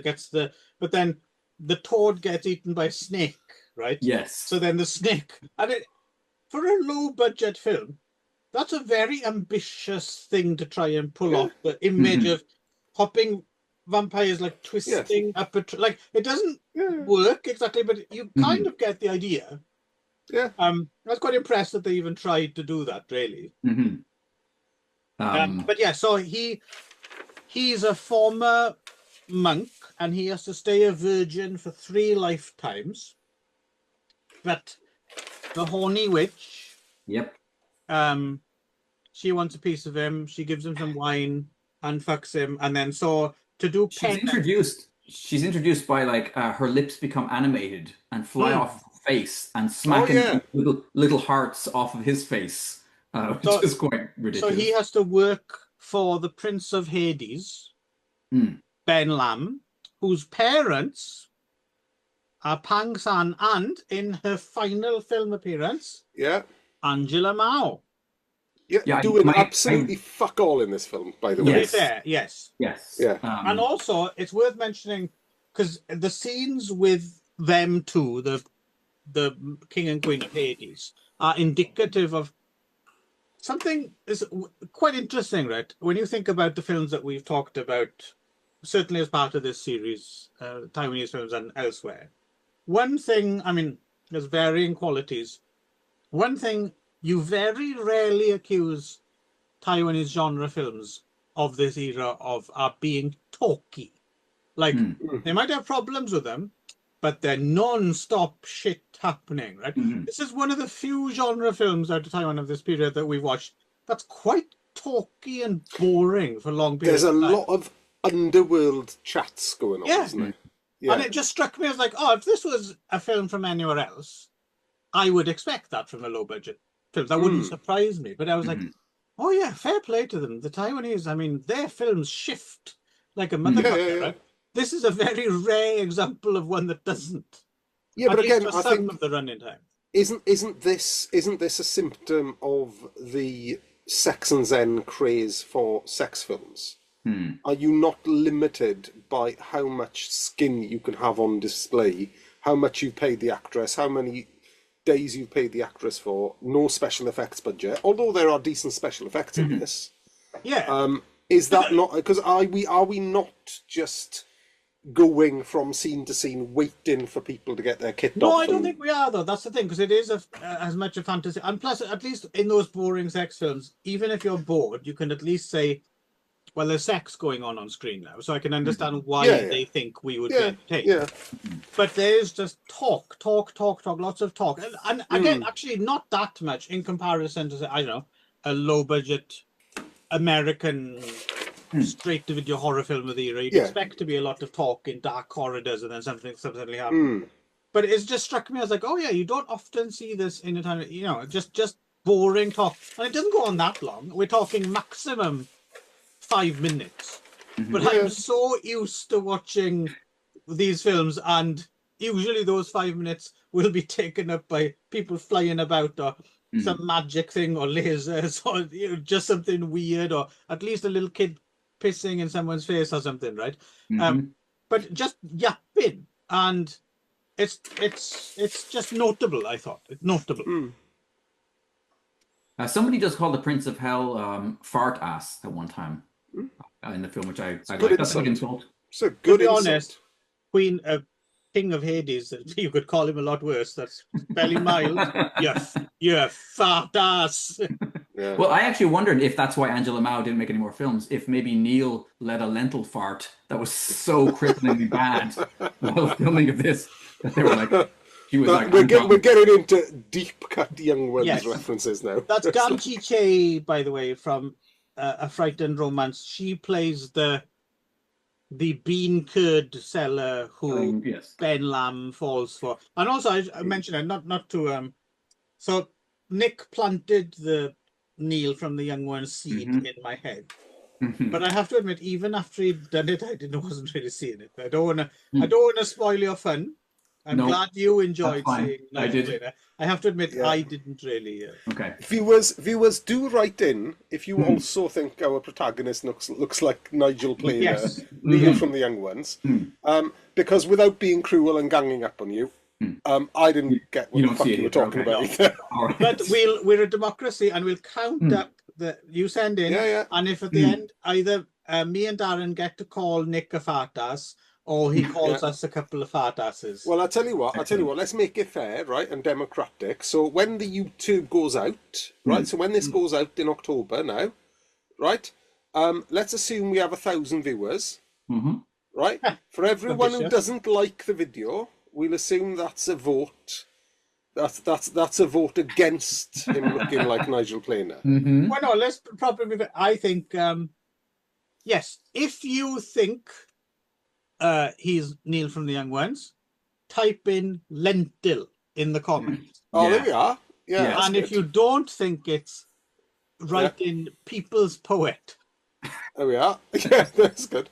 We are gonna have to put a screenshot at the end or the start of this. Yes. yes, Yeah. and That's who's gonna be we're gonna doing need that, to I do a side by wonder? side. Who's the man doing Well, that? you're the one That's that me, isn't it? volunteers for editing. You know, Yes. Nick. I'm sure Nick is more than capable, but you don't ask him ever. Yeah, interesting. You volunteered another person as opposed to yourself. Was I that transparent? Right, I'll write it down, and I can't promise it'll happen. But here we go. Screenshot of Neil. I will say I did enjoy all of the ridiculous sex scenes. There's another one where there's an older guy that she's been banging, the sex witch. He does a lot of toe sucking, and then she's riding him, and then Neil the hippie comes in, and they lock eyes and have an eye laser battle while she's still riding the first guy, and it's very Goblet of Fire. Less transphobic probably than Goblet of Fire, but basically, yeah, same kind of idea where they lock laser eyes and then. What's Goblet of Fire? The fourth Harry Potter thing. I don't think there's a Harry Potter film called Goblet of Fire. Isn't it something like that? Or a book. No, there's something like that. Yeah, it's called something like that. Vampire Doctor Goblet.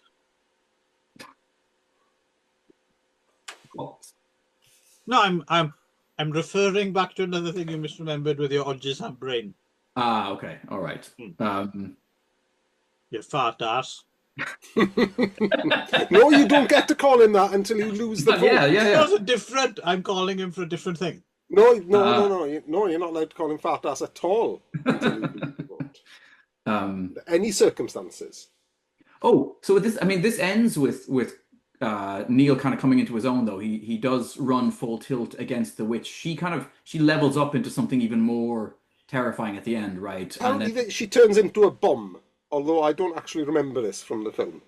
Yeah, well, I do. So the whole family comes together at the end to fight her off, right? So Angela Mao, well, she doesn't really do much of anything, and then her husband, the King of Hell, they all kind of come together, and then the King of Hell turns himself into like a big red sphere peach bubble thing, right, and flies around. Right, yes, okay. Yeah, oddly enough, this film might have magical properties, because like Darren, I'm kind of not remembering it very well either, but I have written down... It's written down. I've written it down.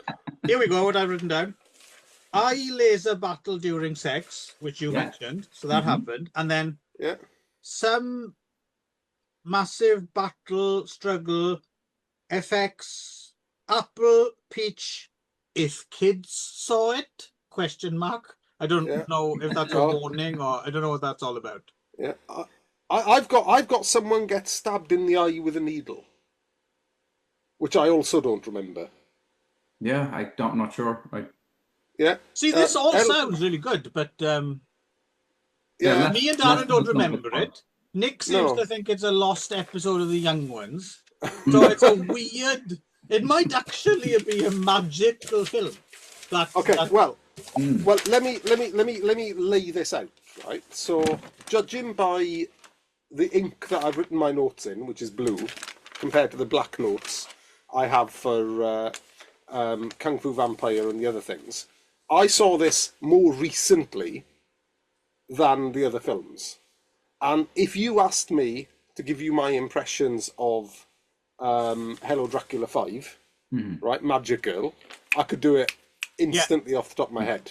If you ask me Kung Fu Vampire, instantly off the top of my head, Bald Vampire, Big Cape, fucking cool. The fact that I can't remember fucking hide nor hair of this film, after the same amount of time, or probably more recently, probably tells me at least everything I need to know about this film. Yeah, it's not same. I watched it very recently. Yeah.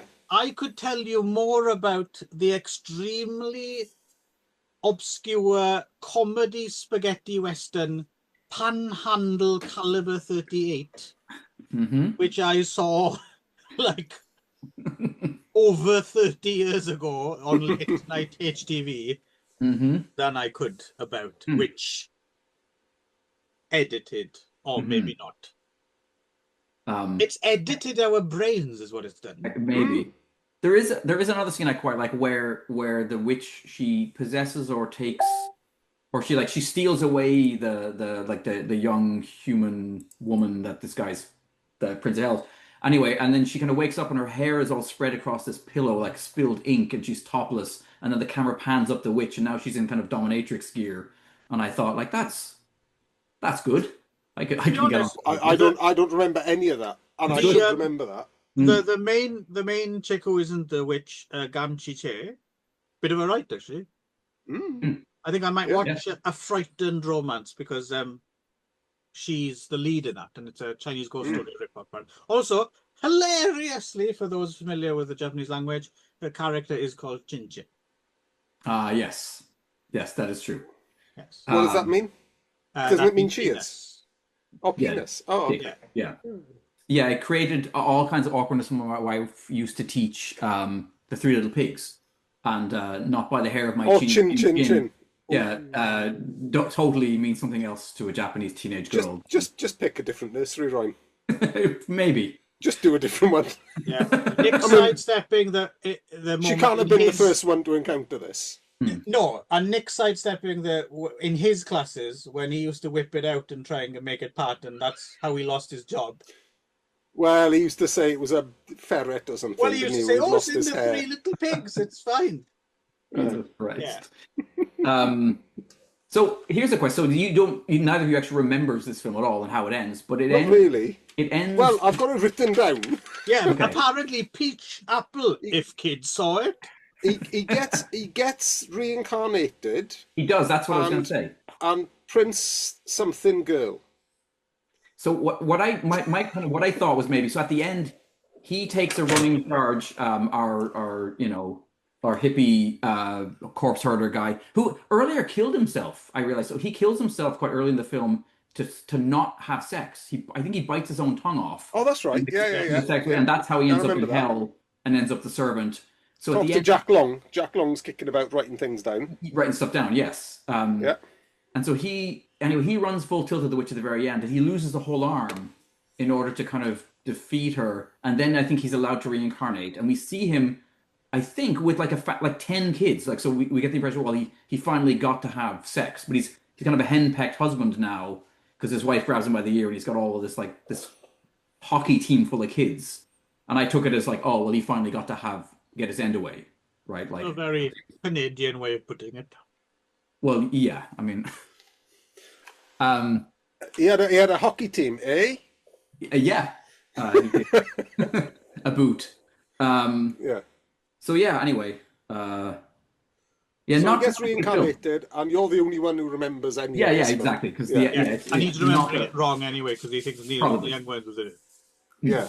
The way I remember it, the main character had very metal written on the back of his dead. Oh yeah, and so they were in a double-decker bus, and it went off a cliff. That's how it all ended.